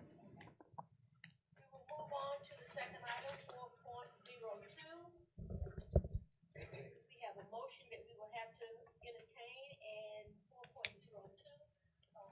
Dr. Royce, you want to speak on this? This is essentially granting Duke Energy an easement right away at the new elementary school as outlined. I believe you have an overhead, an aerial view of it.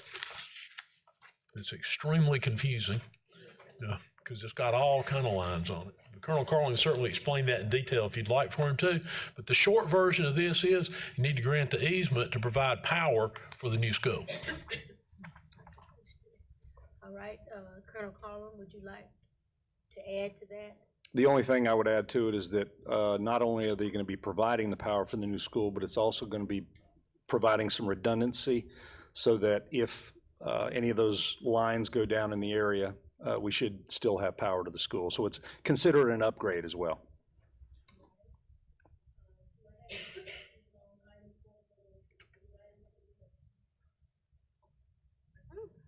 Wonderful. Therefore, there is a recommended motion from the administration. Could I have somebody make that motion, please? I'll make that. I'll make a motion to approve a utility easement as requested by East Carolina LLC at the new elementary school on the old J.L. Mann school site. Second. I have a motion and a second on the floor. All those in favor? Aye. Thank you. All of those opposed, please say, raise your hand. No opposition. Thank you very much. This ends the building and grounds portion. I'll turn it back over to our chairman, Dr. Stiles. Thank you. Before we entertain any motions to adjourn, we have one other matter of business that I want to discuss with you. We need to get a group photo. So if you will just leave your things after we adjourn, and you can come back and get those after lunch or prior to lunch, but we need to get a picture. We'll do it in the lobby. So just a reminder, we'll just walk out there immediately after we adjourn. All right, so I will entertain a motion to adjourn at this time. Second. We have a motion to adjourn and a second. All in favor, say aye. All opposed, no. All right, you are dismissed. Lunch.